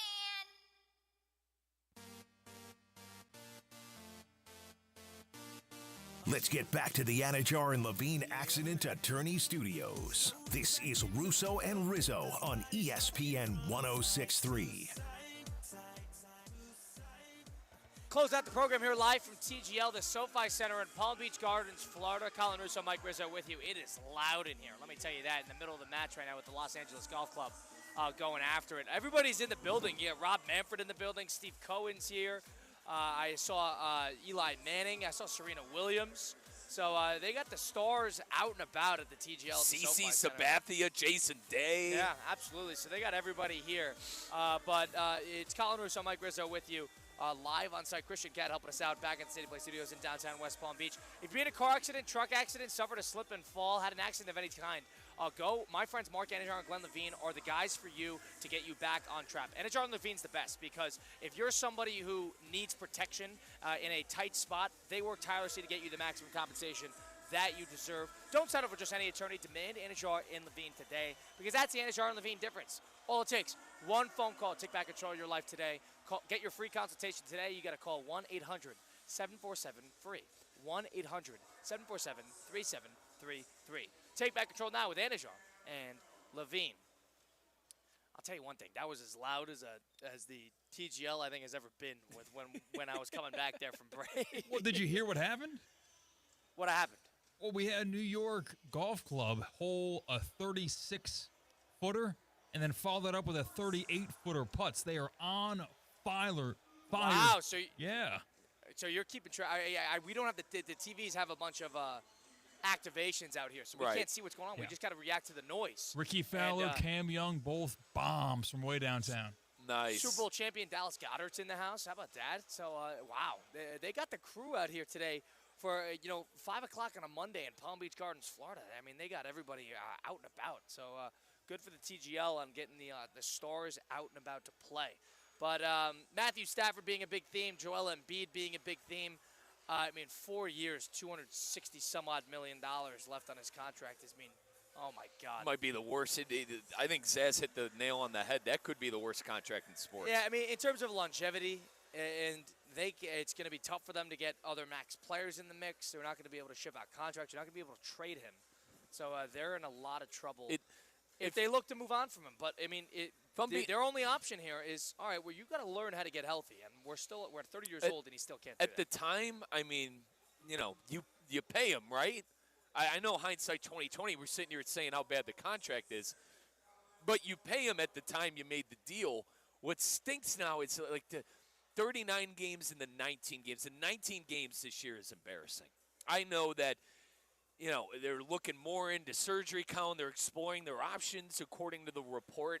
But I go back to what I just told Jonathan Zaslow. You had surgery in February. You came back for the playoffs. All right, great. Well, rest up. There's no need to go play for Team USA. Now, we could sit here, and a lot of people didn't think Joel Embiid played well for Team USA. I'm not trying to sit here and say that. What I'm saying is you didn't do your club right. You probably shouldn't have played in those games, and you were injured. It's not the best to look. Are we really under the impression he'd be 60 games played if he didn't play in the Olympics? Are we under that impression? It's not that I'm under that. It's just not a good look. And we've had numerous times where Joel Embiid has not been a good look for the Philadelphia 76ers. You guys you and Zaz brought up the whole I'm not playing back-to-backs. I've done so much for the city. No, you didn't. What have you done? Everyone's going to remember you for the game. If things end right now, what we're going to remember Joel Embiid for in Philadelphia is him crying when he lost to Kawhi Leonard. That's what I'm going to remember him for. Yeah, I agree with that. Let's calm down on you being the Messiah of Philadelphia. But, I'm under the impression where it's, for me, this is a tough spot. Your only option here is to get him to figure out how to be healthy, which sounds crazy, but that's your only option. You can't get rid of that contract. You can't drop him. You can't trade him. Joel Embiid is here to stay. The Philadelphia 76ers are going to suffer because of it. As we close out the program, a Monday edition of Russo and Rizzo on ESPN 106.3. Appreciate everybody tuning in. We'll be back at it tomorrow, 4 to 6 p.m. Couple of remotes. Get the Cognizant Classic coming up this weekend. If you missed any of the show, want to listen back, go to Russo and Rizzo on Apple, Spotify, wherever you get your podcasts, or you can watch live. Live streaming on YouTube, Facebook, and Twitter/X at ESPN West Palm. Sending you off saying so long. It's been Russo and Rizzo on ESPN 106.3.